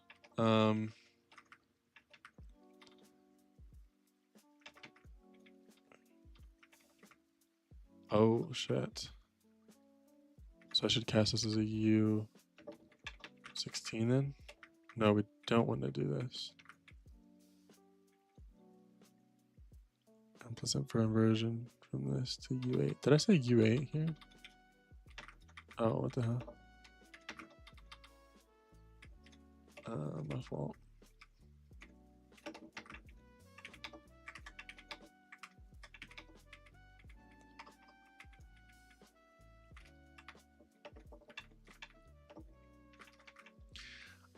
Yeah, I did do that, but I don't like that. I really don't like that, I'll be honest. So do I have to cast this though? Right, okay. I don't have to cast it. Okay. So I can say now, if not IP opt, stood print line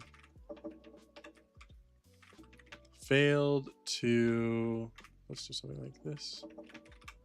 Const char pointer IP address.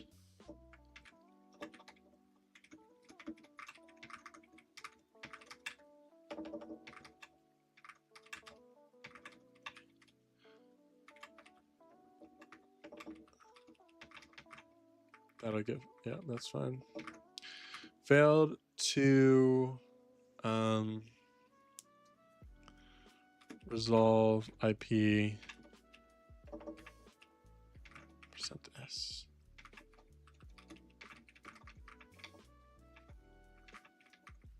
Cool. So let's run make here, see if it works. Probably doesn't work. I think we need to, yeah, I was about to say. We need to add catnet code here, right? Because we added source cat IP target TCP.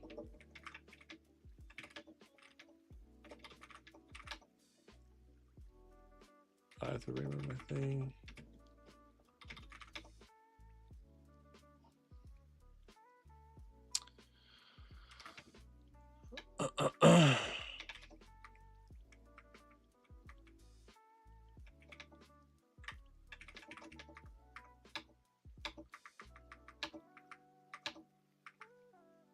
Oh, whoops. I do want to move this.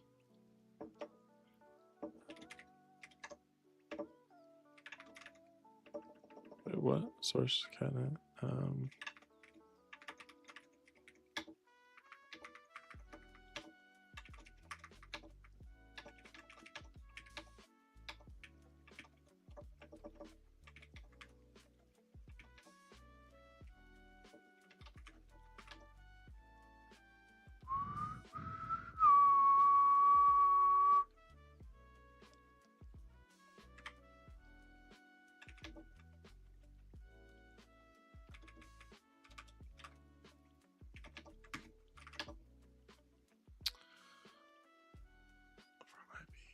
Why does it still have that?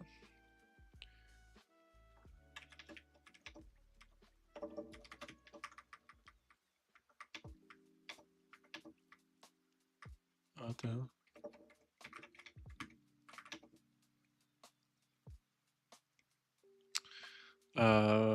From IP, still getting undefined reference.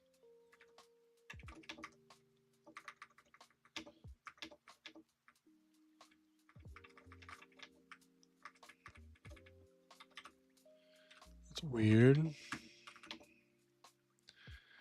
Undefined reference.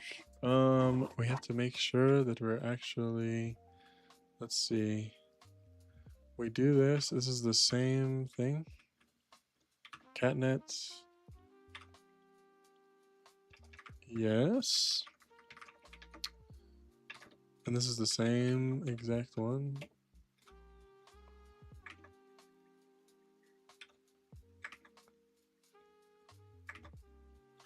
Interesting. How am I getting... I put it in the file, right? Catnet. Yeah, that's right here.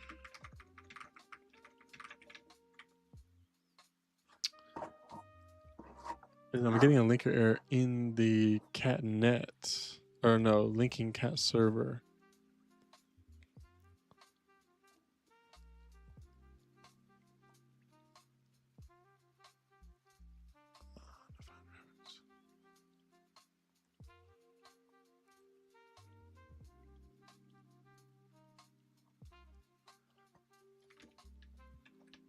Undefined reference. Let's sync. So we're saying in function from IP in the function. Oh, wait. Oh, my bad.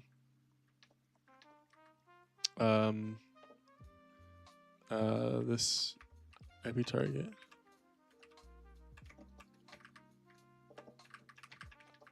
Pretty sure, I defined a default constructor. Okay, there we go. There we go. Okay, so come in cat server, run cat server, and that's it. So I guess let's try to go ahead and instead print line %s. I'll say IP %s.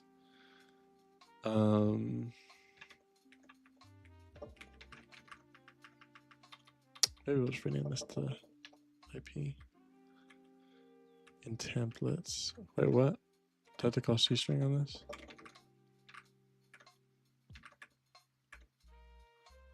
I thought is default constructible. What the fuck? Formatter. Oh, I have to do IP address. Duh.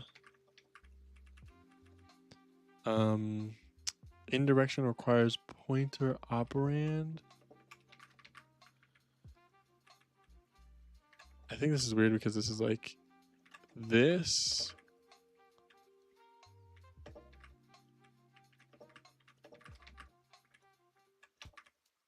Oh, that's how you can do it.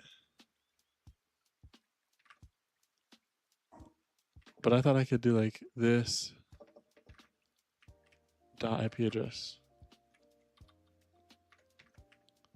Dude, I'm fighting NeoVim right now. Okay, can't do that. Okay, cool though. Can run make here. IP %s. Wait. Oh, it's like that, isn't it? The formatter. It's like not that, right? Yeah, it is. Okay. Also, I could probably just return a string view here, no?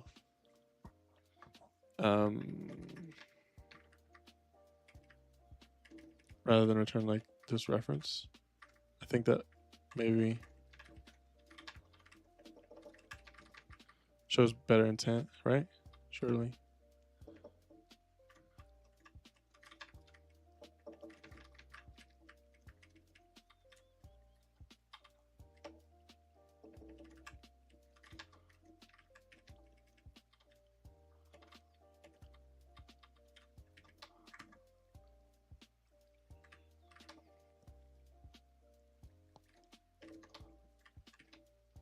Okay. So what is this doing? Let's think about what's happening here. So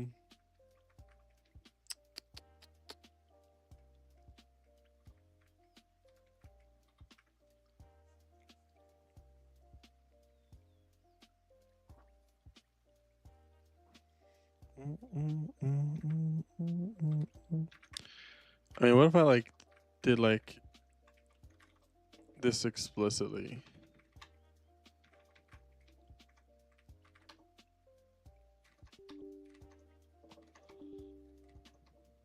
No.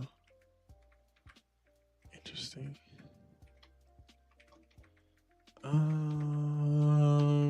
What could this be about?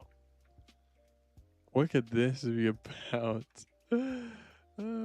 Shit. What's the type of this? IP target. So what does this mean? This means like from the address we can do this. I don't have the debugger on, right? I mean, I don't know. So if I like break. Oh wait, I do have it. What the hell? I think it's default maybe.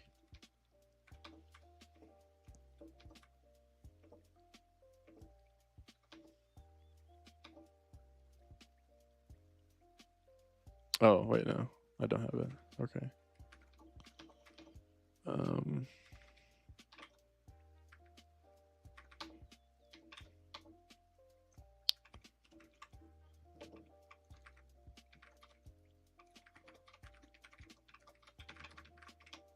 I think it's that or something.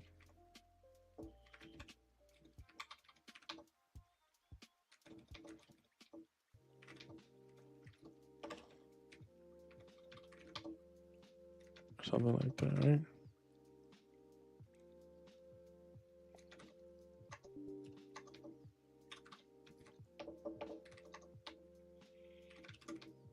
There we go. Okay.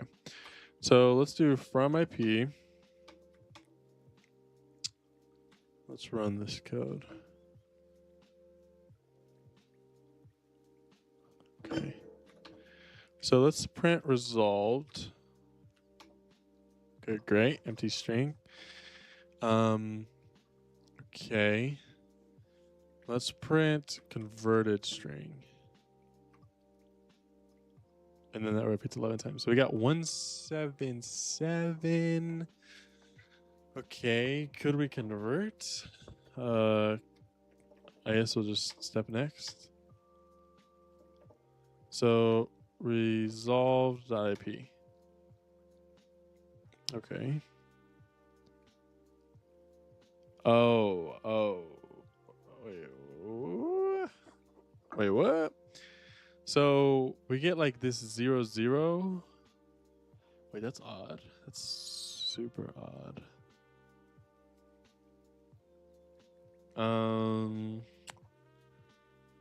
What was I expecting here?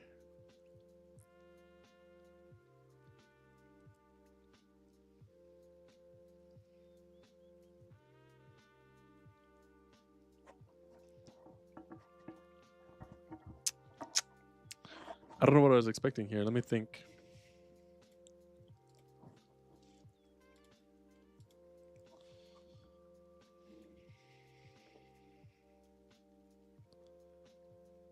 There's like a backslash. Why is there a backslash 1 there?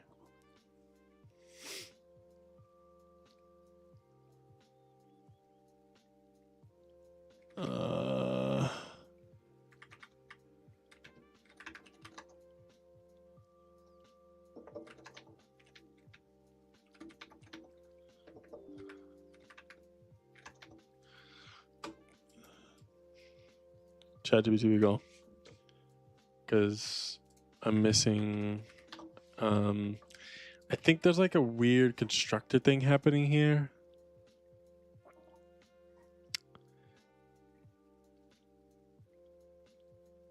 Oh wait, I'm stupid as fuck.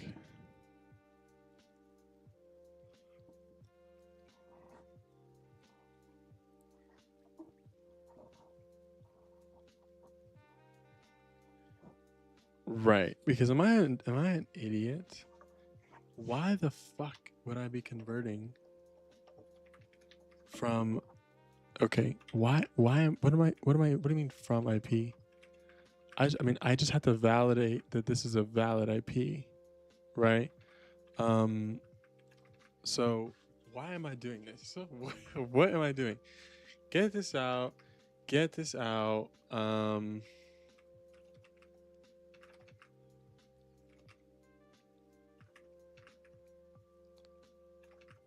We can convert it. Take this IP, make a copy.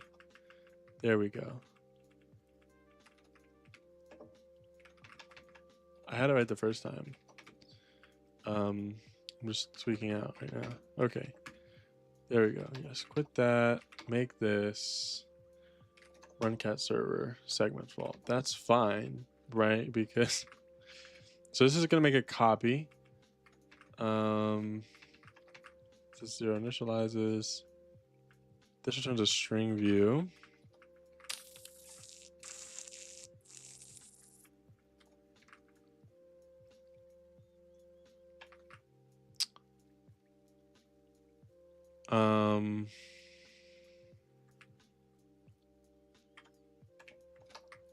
I guess I should check. I guess I should definitely probably maybe check. No, like look.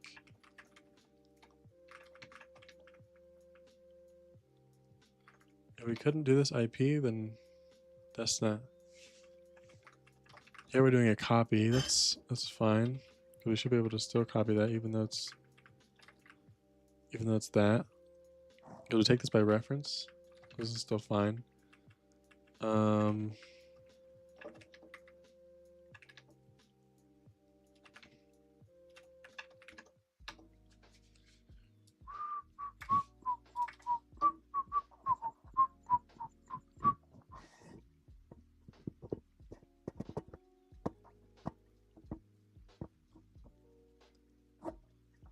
Okay, interesting. All right, fuck it. I think I like that. Sure.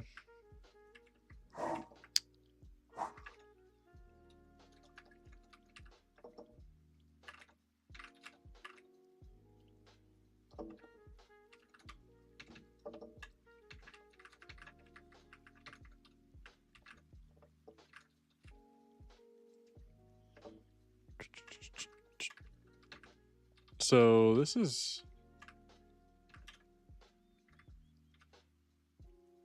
Oh yeah. Oh wait, this is just to any binary. Oh okay, I could just say U32 then.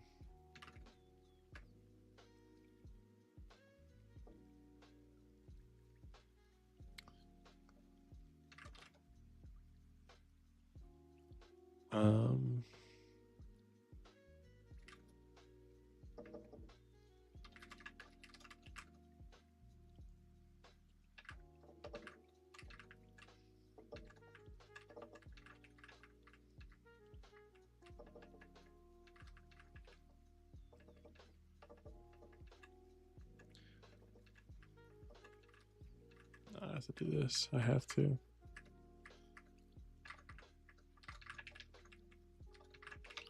Okay. There we go. We'll do binary.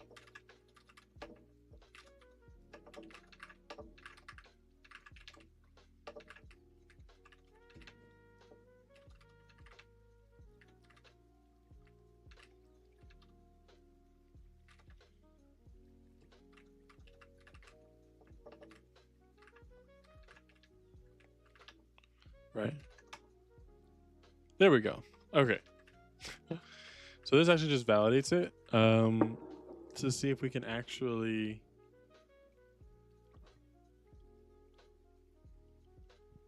it's a valid IP.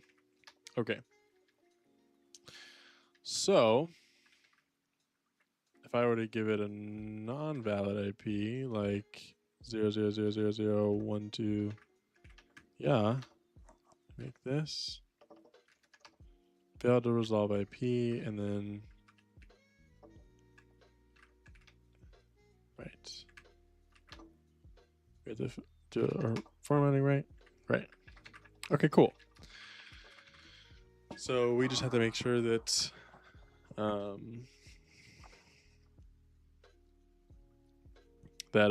we check that before we use it. So this looks good, actually. I like this. IP target. This looks pretty good. So now what we do in socket is we just come here and we use bind and we go include cat IP target. And what we can do now is take an IP target by reference. We'll say bind address. And that's it. So now we come here and this is like kind of all over the place, I'll be honest. Okay. So whenever you like have a IP targets, I mean, you have to construct it like explicitly. So you should explicitly check it. I mean, you don't have to, I guess, but in any sense. Now we can fill out one of these addresses and just do our thing. I think what we can do, well, let's just do this, okay? Let's just do this. Let's fill out our sock adder.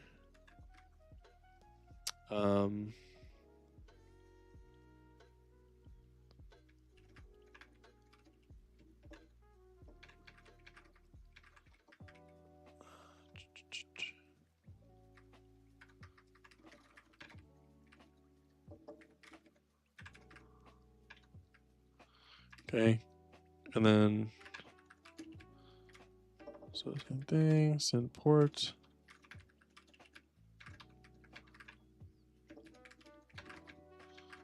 Just realized, yeah, this is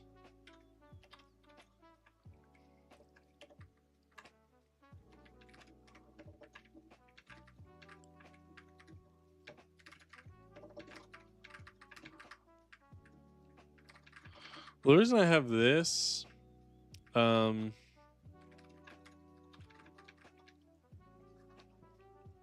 is okay, also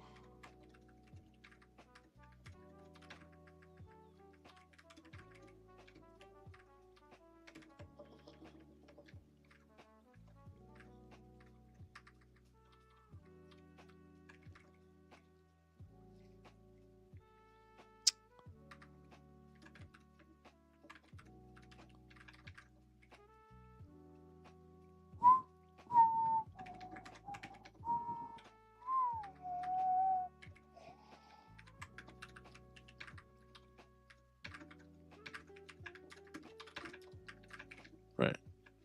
Okay. Because I don't want to have to be calling that shit. Like port doesn't have to be private. But I think if they're both going to be private, I might as well have port be private too. You know what I mean? Just kind of makes a little sense, I feel like. So I got just that's in family.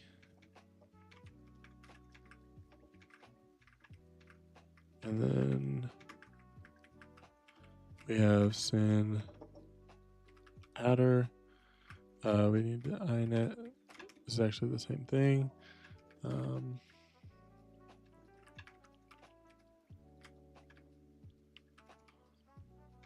This is the from, so we're going to take the bind address .ip .c string.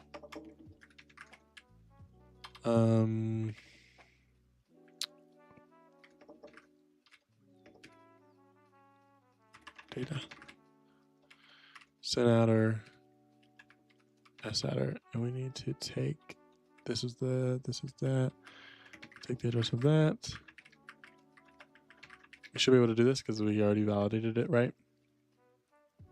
Then we should return the bind call of our handle of our sock adder and pointer. This is nuts, by the way. Socket address.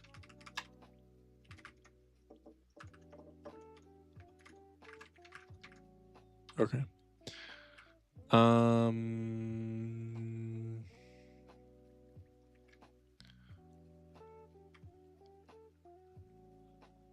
Can I cast? Oh yeah.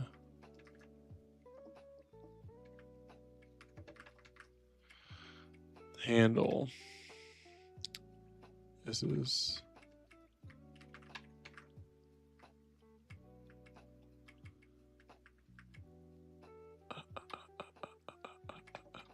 cannot initialize.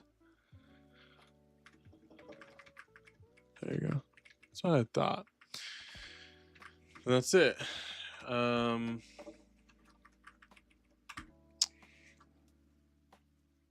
Return if it doesn't equal -1. Now, it would be very helpful to have like logging here. I don't know if we should log here or if we should log somewhere else. I don't really know.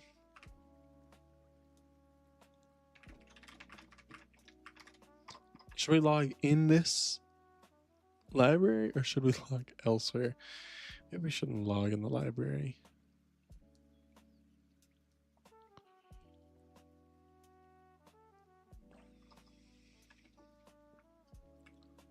Maybe this should just be like an optional int.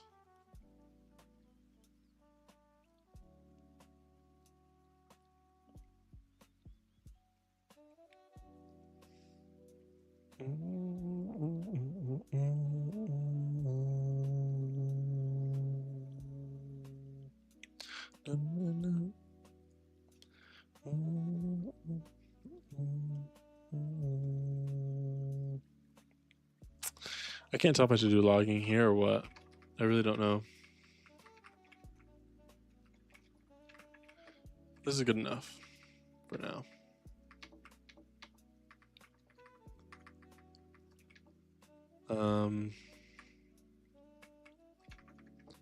So let's do then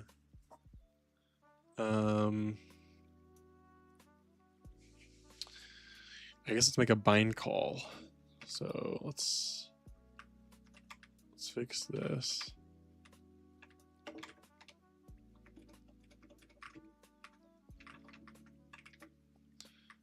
Let's make a bind call in the socket. So let's say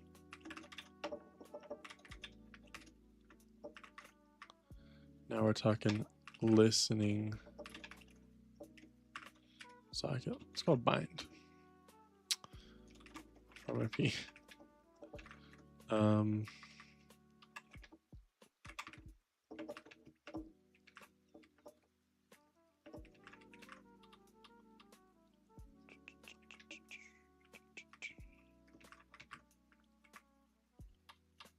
Listening socket.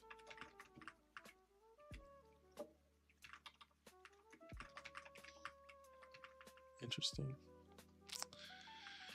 Yeah, using optionals, like the syntax is weird, I'll be honest. The syntax is super weird, but I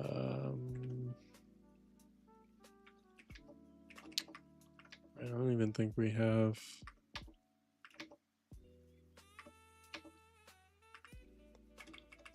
Do we even have this?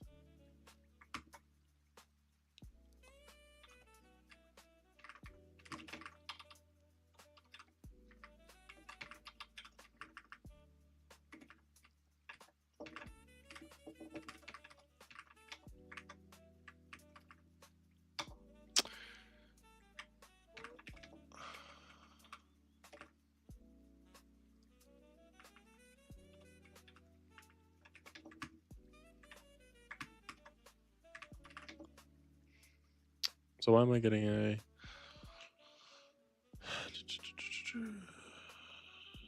undefined reference to ports? I must not be. Did I not? I did not do that.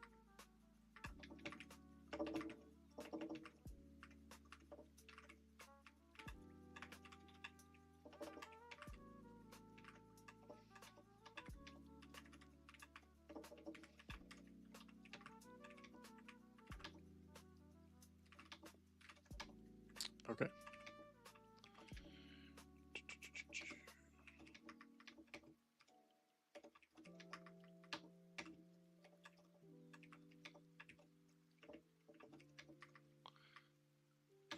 So I don't need this then.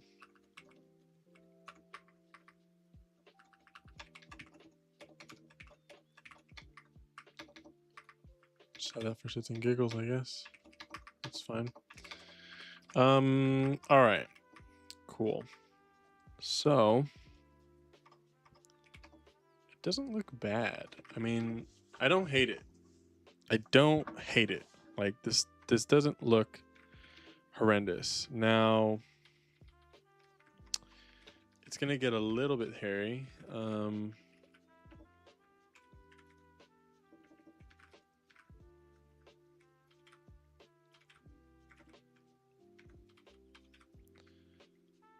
Dude, I like. Wait, excuse me. Wait, why does this not work?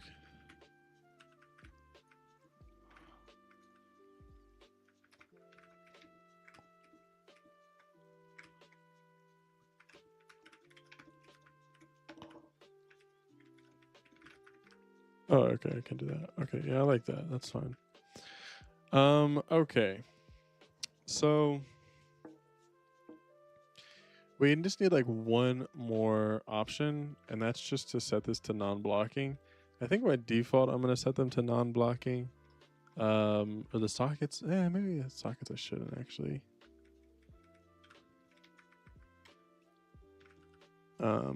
We still have like a couple other things to do.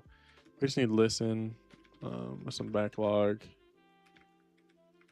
I guess I should be using my types when I have them, right? This is an integer, and that's specifically an integer because of error now. So I want to make sure I match error now. Yeah.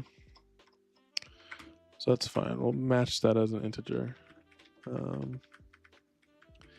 Even though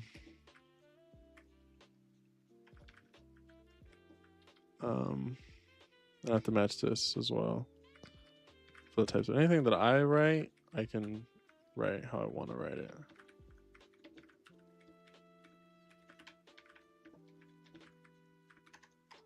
Okay. This is just returns listen call.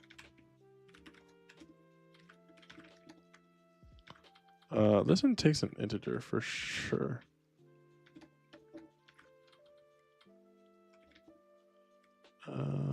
Handle. This for sure takes an integer, yeah.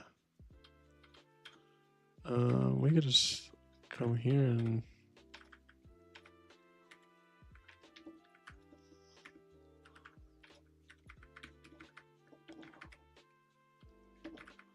move the U or what?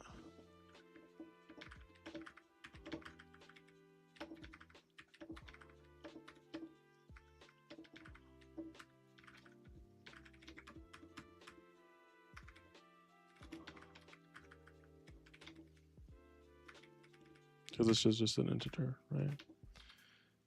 I kind of like that. I can get with that.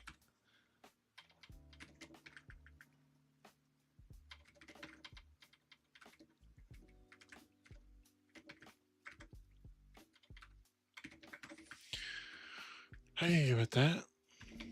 I don't hate that.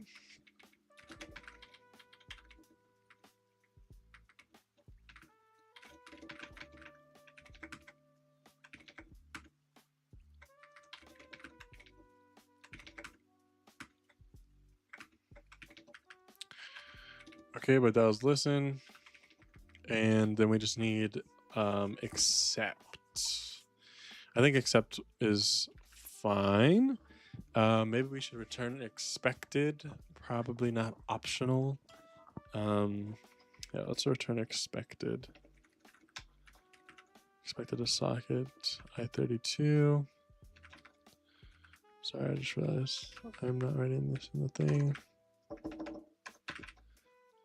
Accept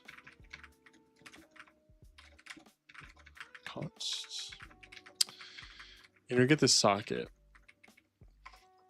And we can add other stuff into the socket as well. Like we could add like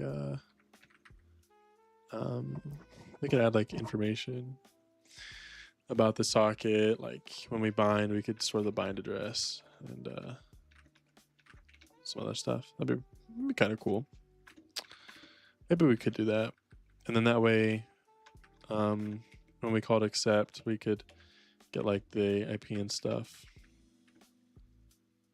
Sure.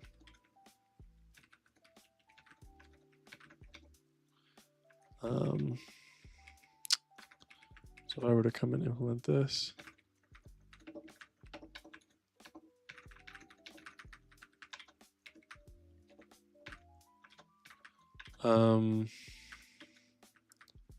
This up here.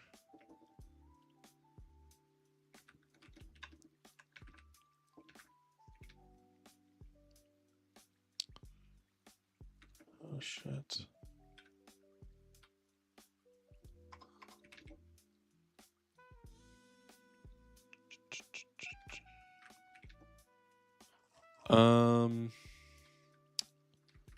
True.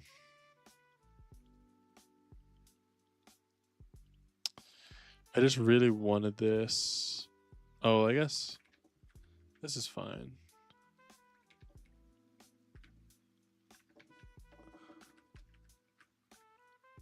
No, we could say we have one of these. Right? That wouldn't hurt.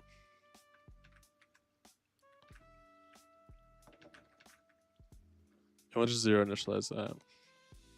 Okay. Non-member functions. So we will take the I32 handle, accept call from this handle. So what all does accept do? So it takes in this sock adder that we can then we can give the bytes back and actually get N to P. Right? So we can do some cool stuff here. So we can do sock. We know this is an IPv4. So you can say socket in, socket address. And we can just let this fill this out, I guess.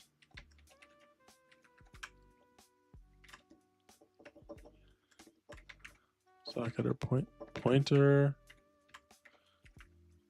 Socket address. Size of sock adder in. Oh, this is a sock link T pointer. So I have to do, what is the size T? I have to do sock len T. What type is this? An unsigned integer. So U32. Address length.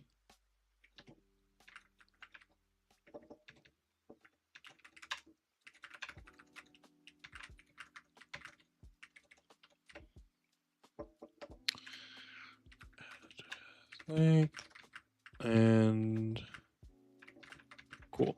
So now we have this data. If we kind of want to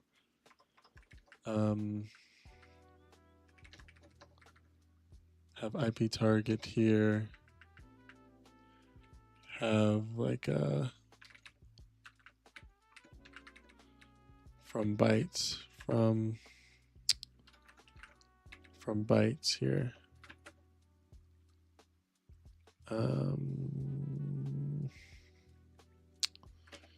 U32.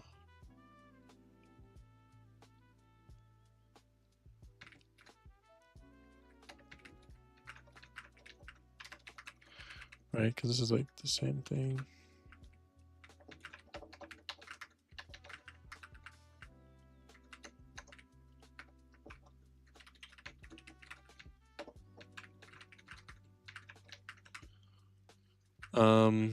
So we need to just do this to the string. So this is different. So now I actually do need the constant.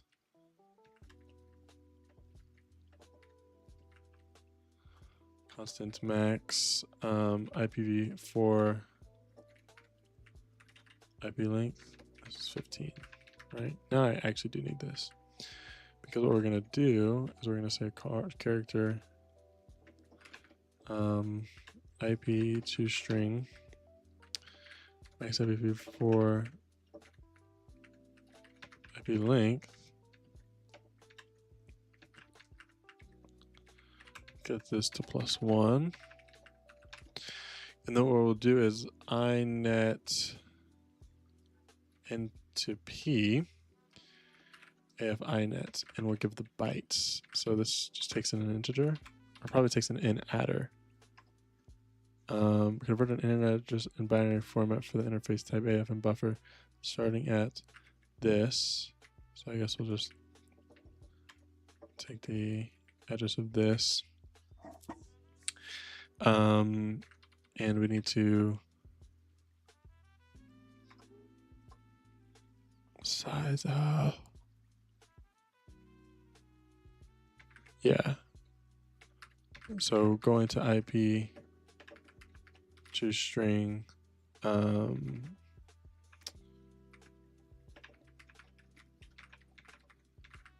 I guess place results in the buffer of length as length as starting at buff. Okay. So we'll say if could convert, then we'll set resolved. And we need to set IP equal to IP to string.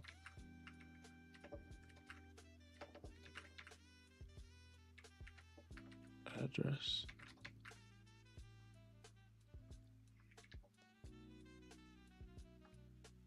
Am I not an IP target? Oh, wait, sorry.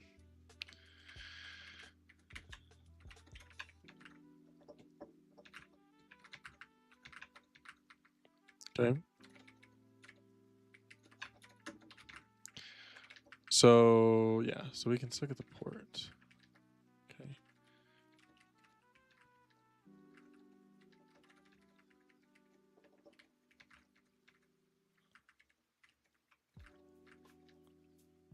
Great. Right. So we try the conversion. If we could convert it, do this.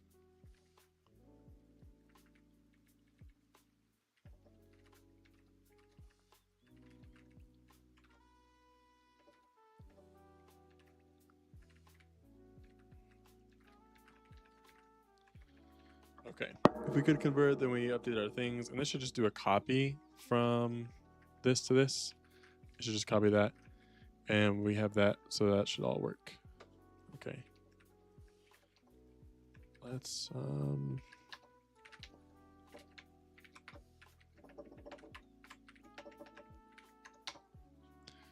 see what ChatGPT has to say about this shit, bro. Don't be talking shit.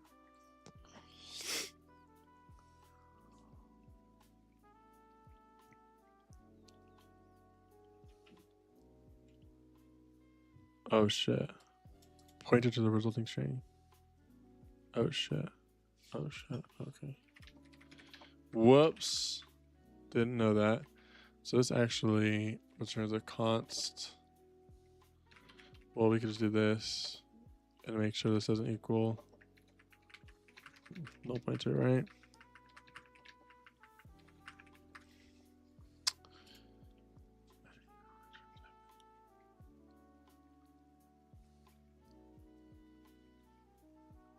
Oh shit. Equals 1. Right, we'll do that specifically.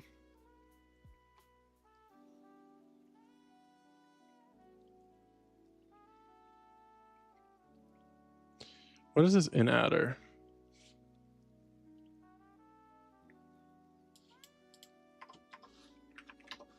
Can I use in adder up here?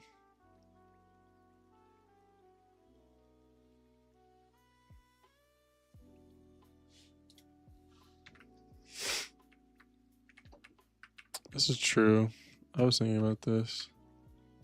I guess I need to get my... Why is it doing that though?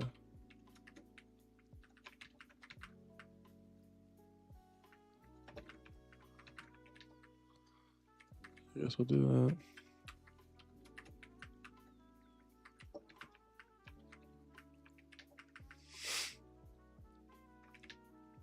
Okay. So, going back to socket.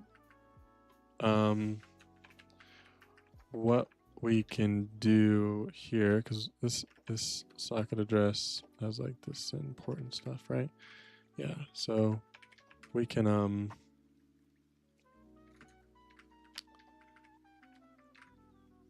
I guess let me think about this.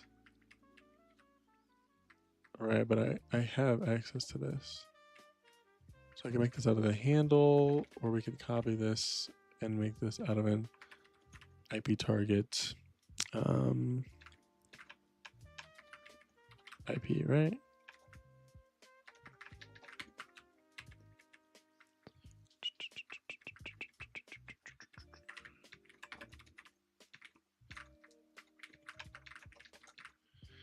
And this is going to do a bunch of copying though.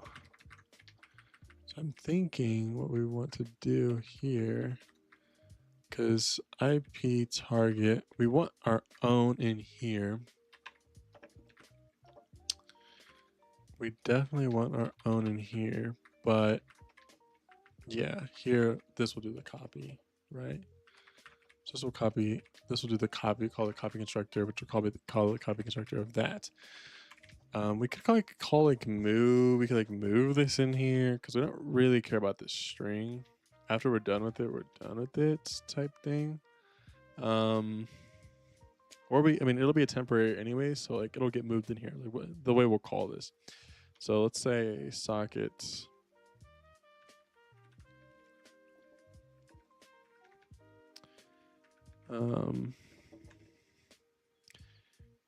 And we'll just make it from the socket handle.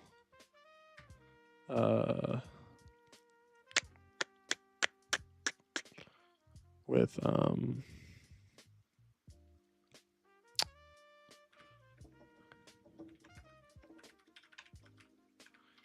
from bytes, and so we'll pass the socket address.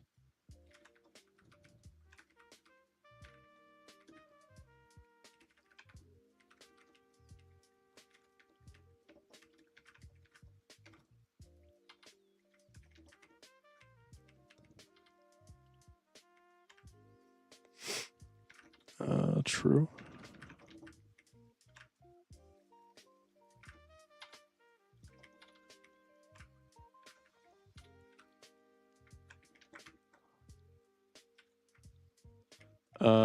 This needs to be taken by const reference. There we go. Look at that. We learned something through all that. If we take this by const reference, this will bind to an R value. So great.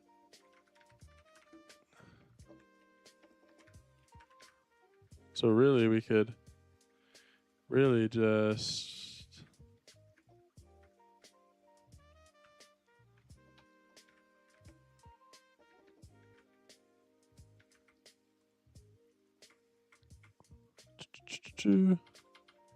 man, what the hell?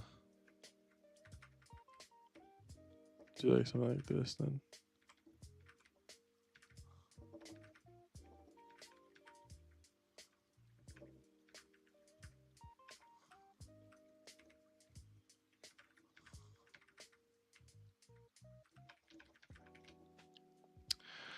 It actually looks pretty good, I'd say.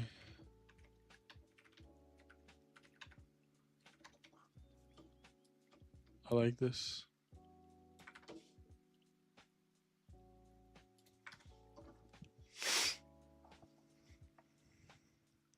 Oh shit.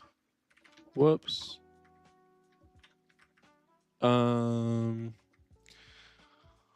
Whoops, forgot all about that. We have to, when we bind this, we have to take this port, host to network short.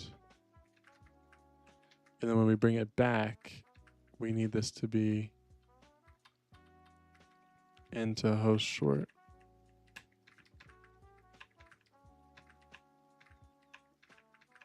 There we go. INET Peterman return value not checked here.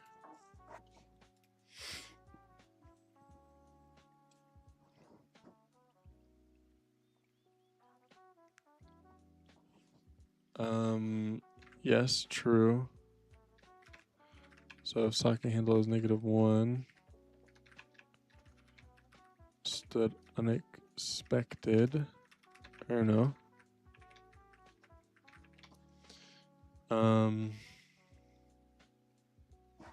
Okay.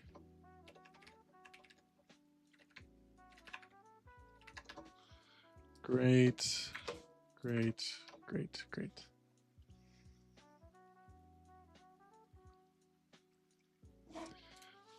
What the fuck? Let's see, we have this.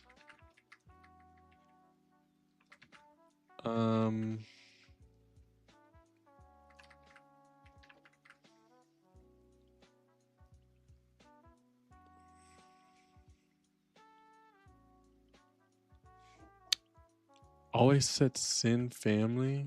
Yo, Chad be nitpicking me. I be asking it for fucking code reviews. It be nitpicking the fuck out of me. And let me tell you, I cannot win.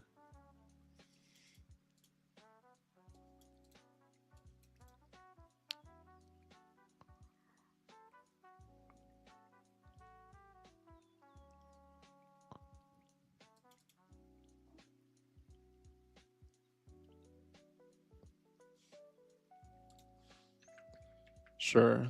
They're saying use this. Okay. Sure.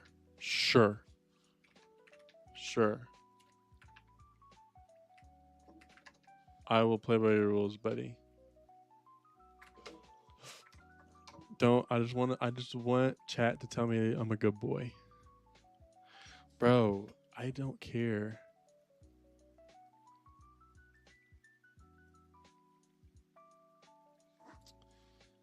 Okay, true. Let's just handle all of these cases explicitly then. So in this case, I mean, this is literally coming from the network. So how would this be a fucking invalid?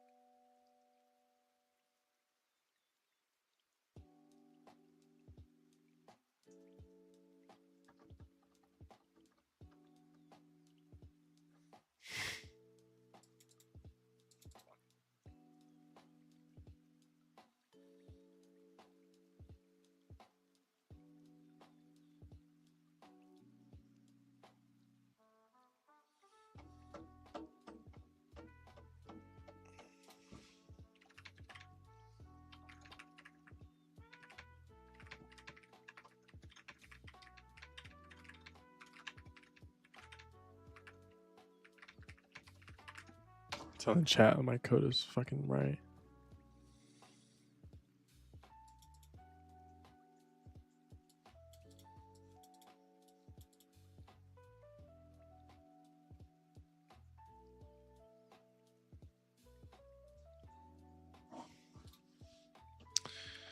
Okay. So this is like our thing for the most part. And it's like pretty much there. So we can write all of the same code that we had earlier.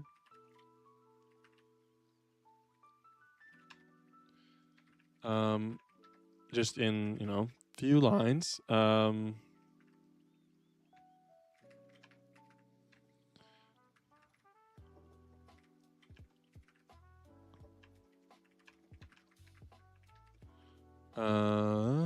Auto incoming socket. So auto is socket. We just assume that we can. Then let's say stood print line accepted connection with incoming IP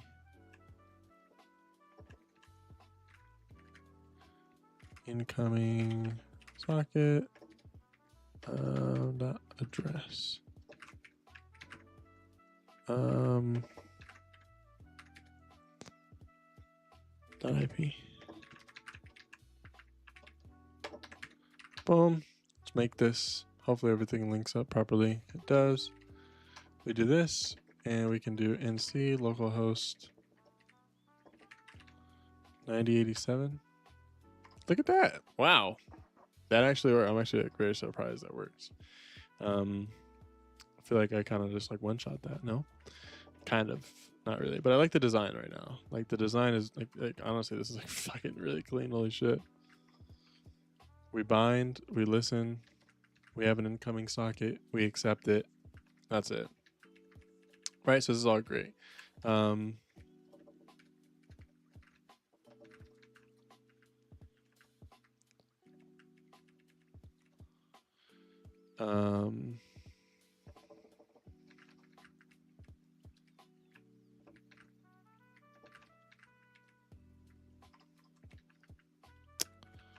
so we could like run assertions. We could like assert IP dot has value. I mean,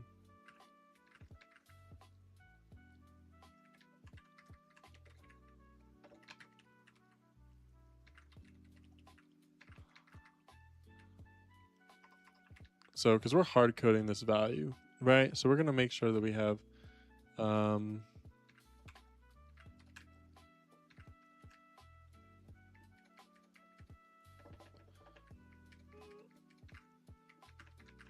valid things.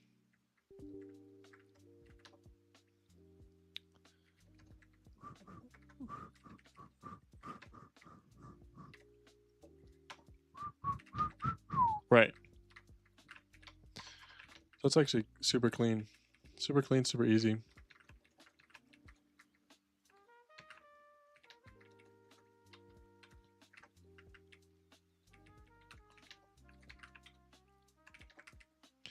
So now if I were to blow this up, okay, let's say I were to blow this up. Okay, like let's say I were to actually go through and do rigorous handling, I would have to check this. I'd have to make sure we have our IP, but I would assert this. Right? I would just assert these because this is from me, so it should be correct. We have to bind, we listen, we accept, and yada yada yada. Okay, so that's our basic socket API, and I kind of like that. Let's add the connection case first, so that way maybe we can add the sending of the data as well, just to kind of wrap this up here. Let's do, I guess, bool. Yeah, we'll do bool connect, sure. And this is going to be a const IP target ref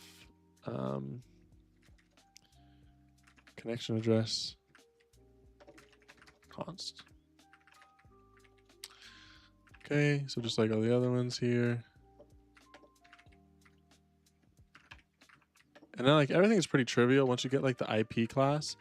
Like once you like define like some type of structure to, you know, easily pass around like addresses and stuff, it actually becomes like pretty stock standard. I do wish maybe I could make I mean, really, this is not bad, right? I only had to do this once. Now the connection address, I have to do this again, but I really don't mind doing this again. Like, it's fine. We just have to fill this address out. So it's a connection address.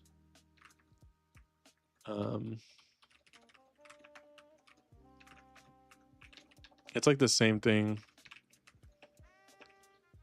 It's really not bad.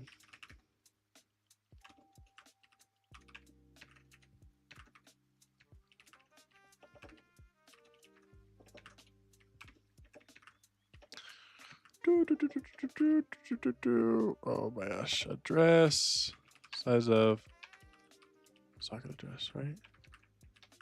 And we want to return that this doesn't equal -1.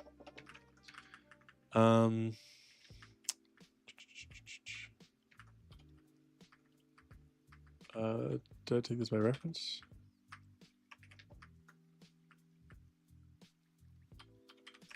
Did I not save that? I did. Okay. So that's it. right? Like that's connect, and then we have send and receive, and I think we can just add those in here. I don't really think that's really an issue. Let's just add it. I32 send.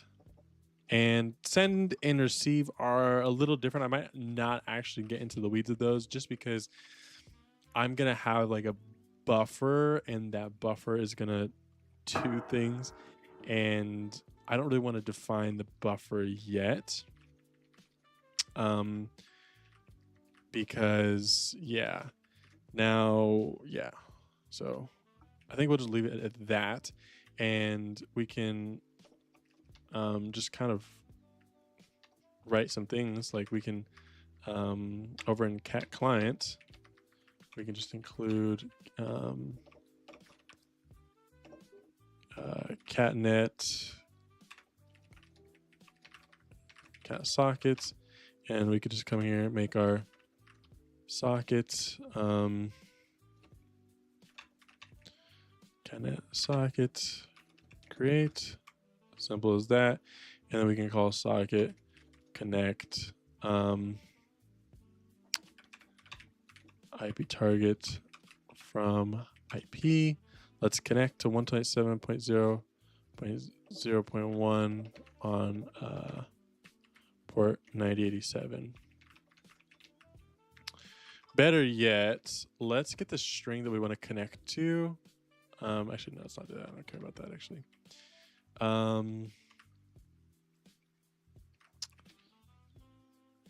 Did I take this by constref? I just take it by constref, so we should be able to. Oh yeah, sorry, we should have to do that. So we should be able to take our value references there. It'll just get moved, I believe. And we can connect. So now, instead of doing this, see if we can build all of this. So we come and we start up the server, and we come into the cat client. We can run the cat client, and you can see that we get a connection and we get a accept. And honestly, this looks like really nice. So I'll be very honest. It looks pretty clean. Let's cd into cat server. And let's fucking flex on ChatGPT, because ChatGPT is a fucking hater. It's goated. It's really good. I like it. I mean, it's like very clean. I mean, it's interesting because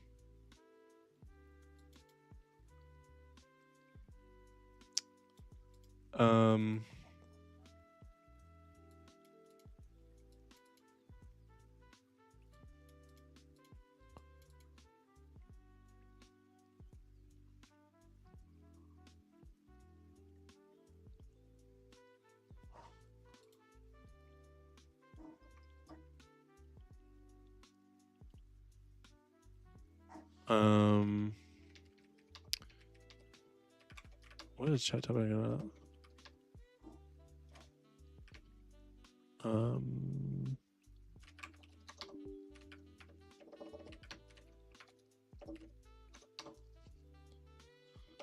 Oh my gosh, I think fucking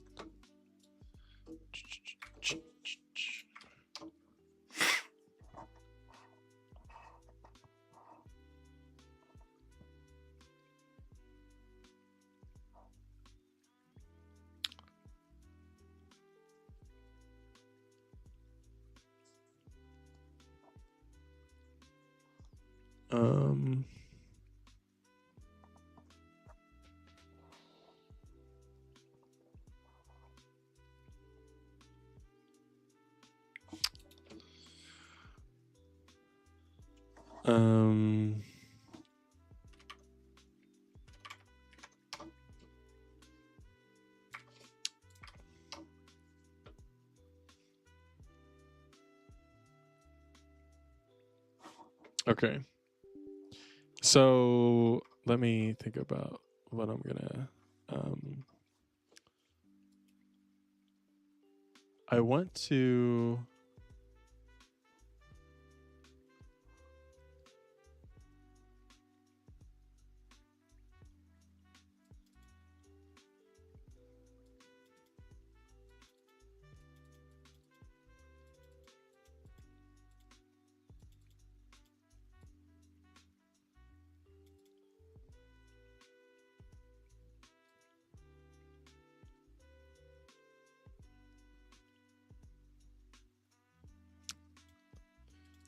I mean, because from bytes. Oh, I see. Right. Yeah, because let's do this. The one thing I want to do is I want to. So here, when the socket goes out of scope, I just want a little RAI thing to say, hey, here's the destructor. That's it. I just want that. And put this up here, of course. And we're gonna call it close on the handle.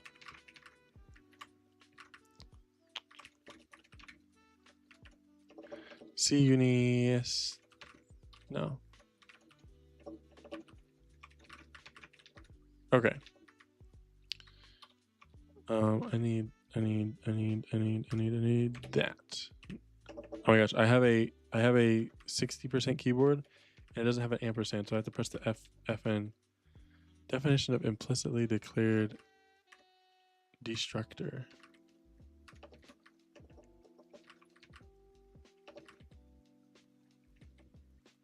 What?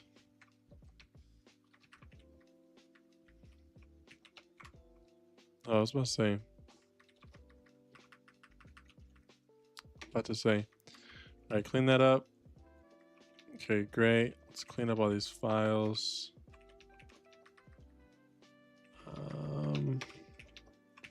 So this file is pointless. Just go ahead and delete that.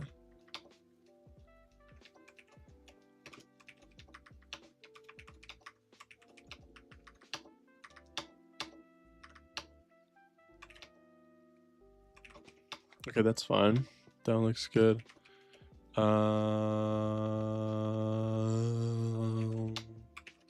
Did I just delete something? Redefinition. What? Reference to non-static member function. What's going on?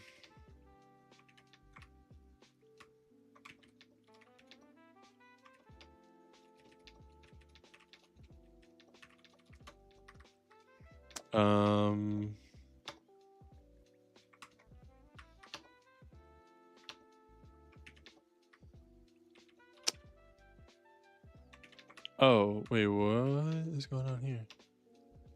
Catnet IP target. Why do I have two? Where did this thing come from? Yeah, delete that. Yeah, just go ahead and delete that.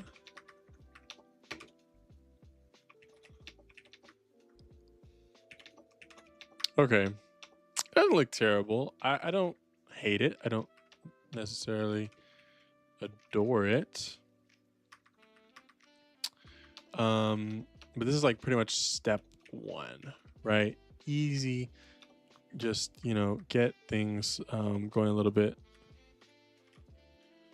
Let's make a dot get ignore. Let's just ignore that. This is Clang D. I don't know if this is in this to begin with. Let's check. Is this in it? Let's look at the status. Okay, it is.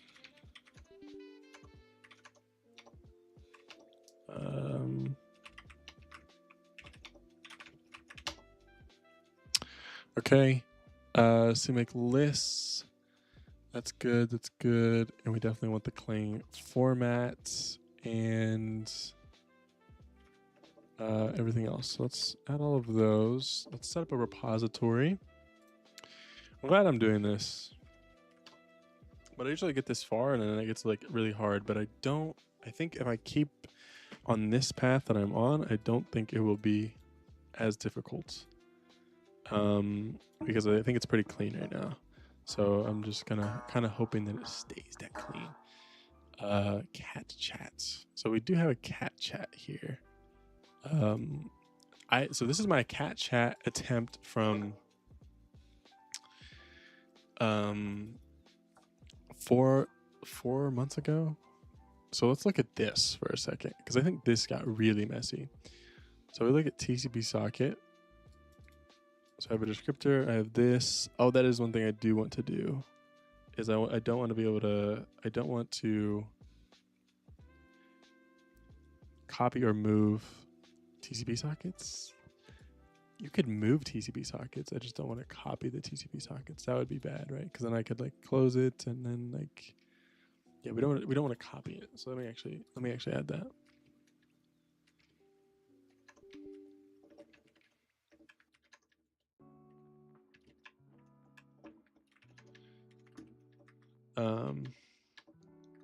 Just come here. And this is like, this, I don't know what to do about this file. I think we need to put these down here maybe. Put these here, put the static there. And I don't hate that. Let's delete the copy.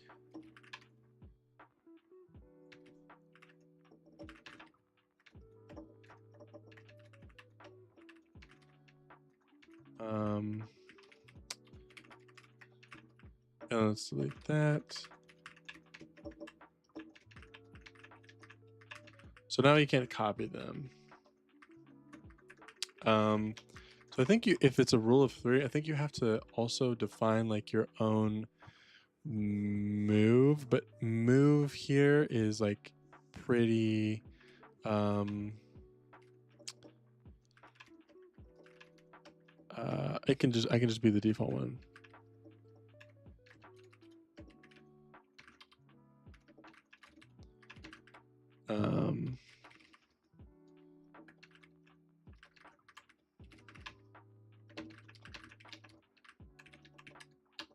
Let me make sure.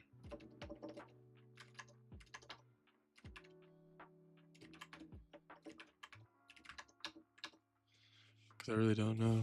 Is it bad? I don't know. I don't really remember the rule of fucking these nuts, you know? I don't remember that shit, so.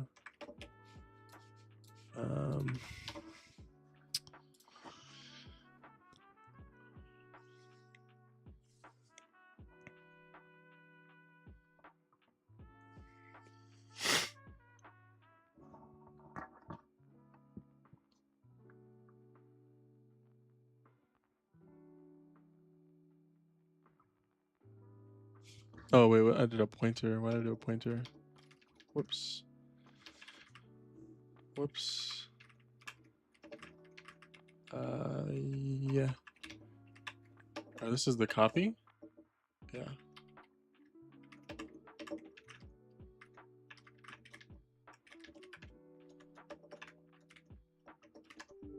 How much did socket? How was the TCP socket? I mean, it is a TCP socket, but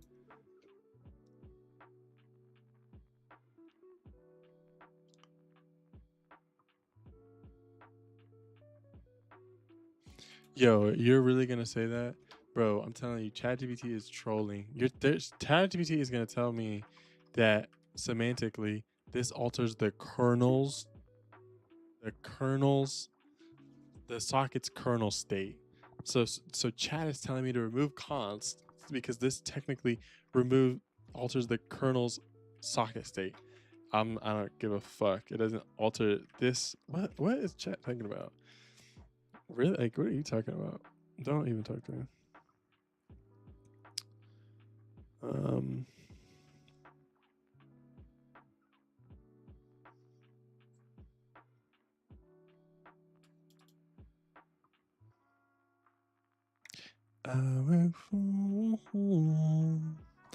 I should do like that.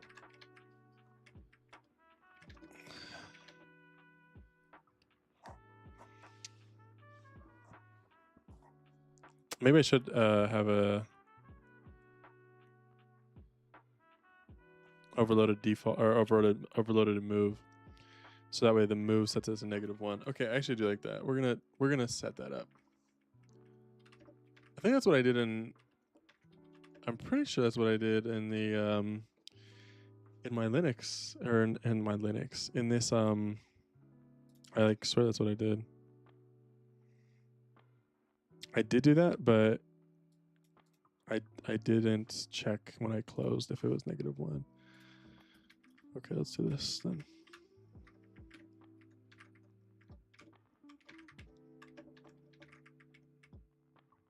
No matching constructor for initialization of socket. Oh, it's like that.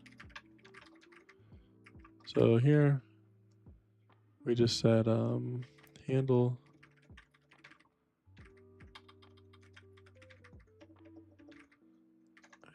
socket handle to -1. That's it. Oh.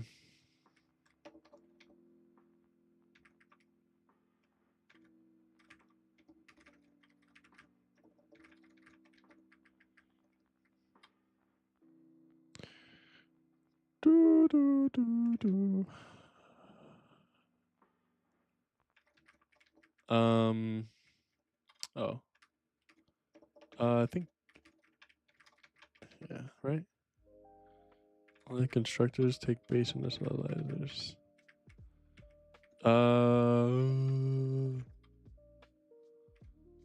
Which one is it? It's not this one.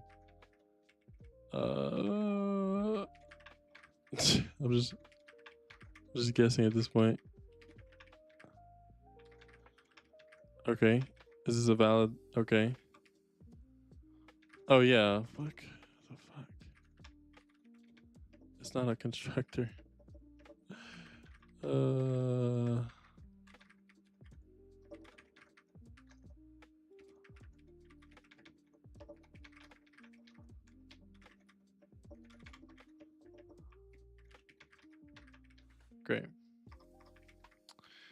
Great. Great. Okay. And then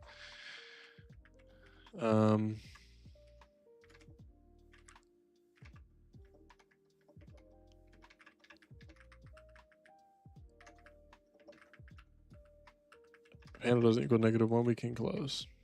Okay. Let's clean this up.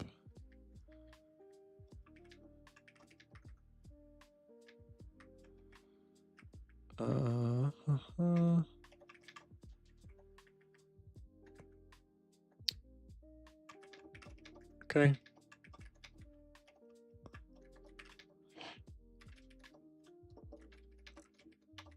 I think this looks good at this point. Oh,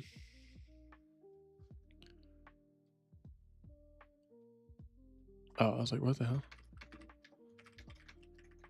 Right, but this looks good.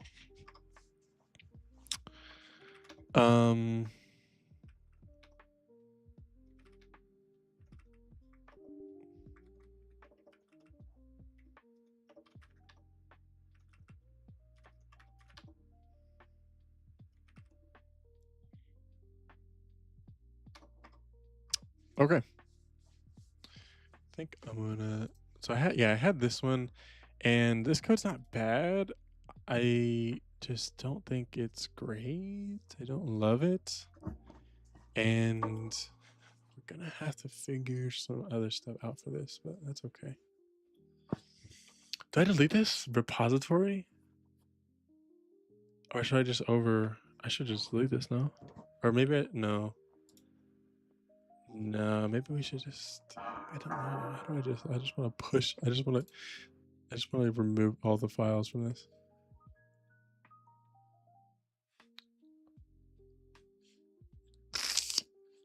I think I'm just gonna delete it. I don't like deleting repositories, but I will delete it. I think that's okay. Sure.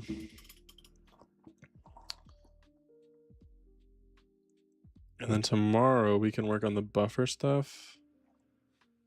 We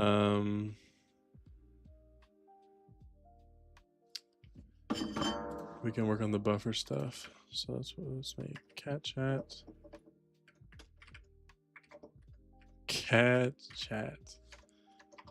A simple command line chat room.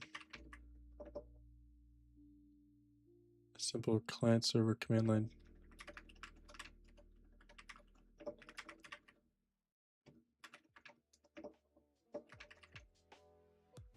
A simple multi-threaded, I guess we'll say multi-threaded client server command line chat room.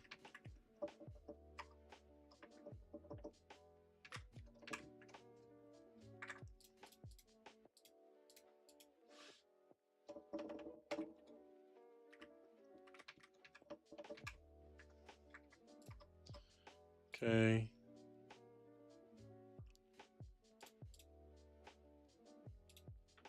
We will add a README. Okay. So I always fuck this up, I'll tell you that much.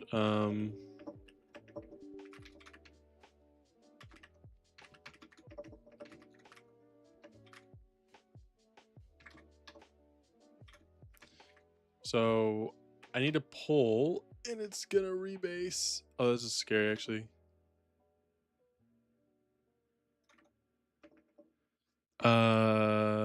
This is like super scary, but I think it should be fine. Terrifying, by the way. Oh my god, it's terrifying. It's like so terrifying. Okay, let's run this again. See what we've got. Okay, git commit. Setup basic socket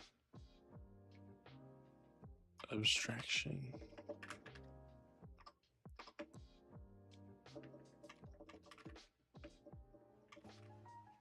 Add, or we'll just say create socket abstraction.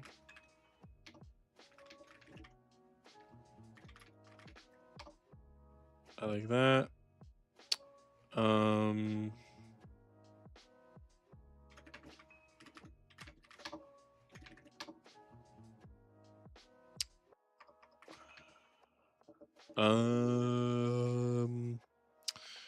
That's weird.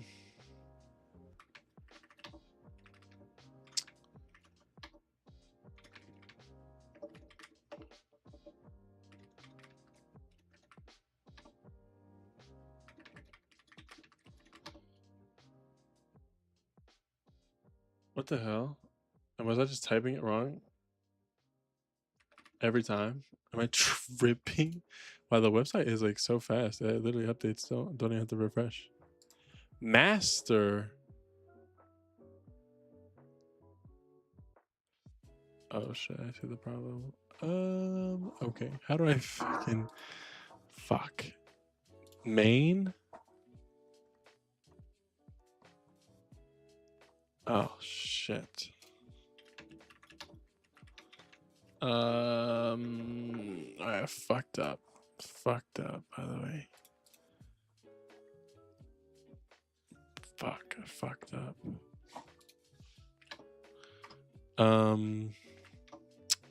Fuck. Okay. No.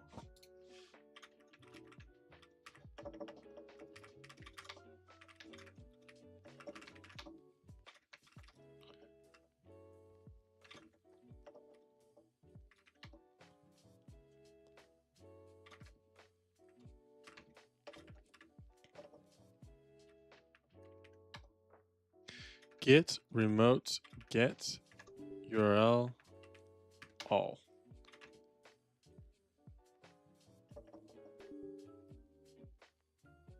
Okay, I don't know. Okay, let me do this. So we're gonna come up here. Sorry, we're gonna come here. We're gonna rf dot get. Excuse me.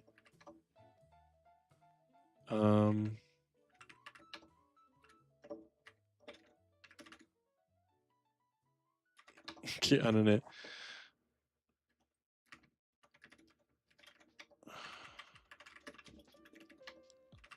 Okay. So we're gonna initialize this, and we're just gonna delete this one. Fuck. I need to stop adding stuff.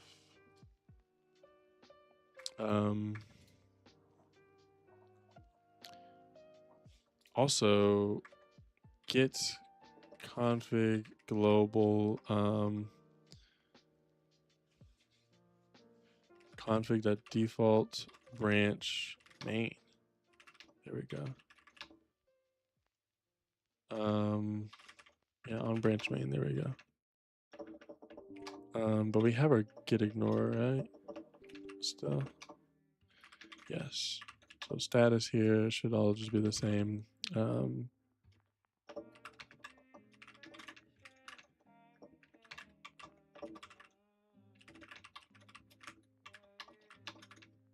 Okay. Origin. Why is it called origin?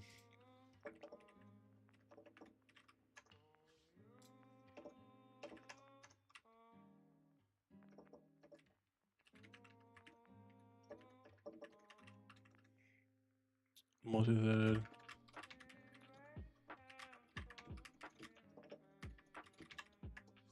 And C++.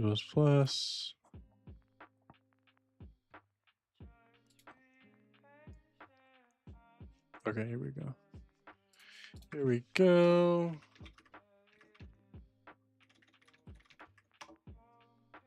There we go. Refresh.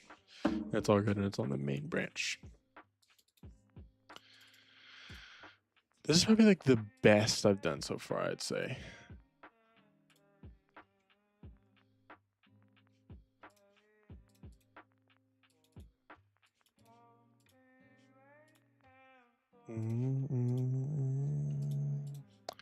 Cause like, bro, look at this server. Like the server is so clean. No, I love it. I mean, we have to do a lot of checking and stuff, but it's pretty good.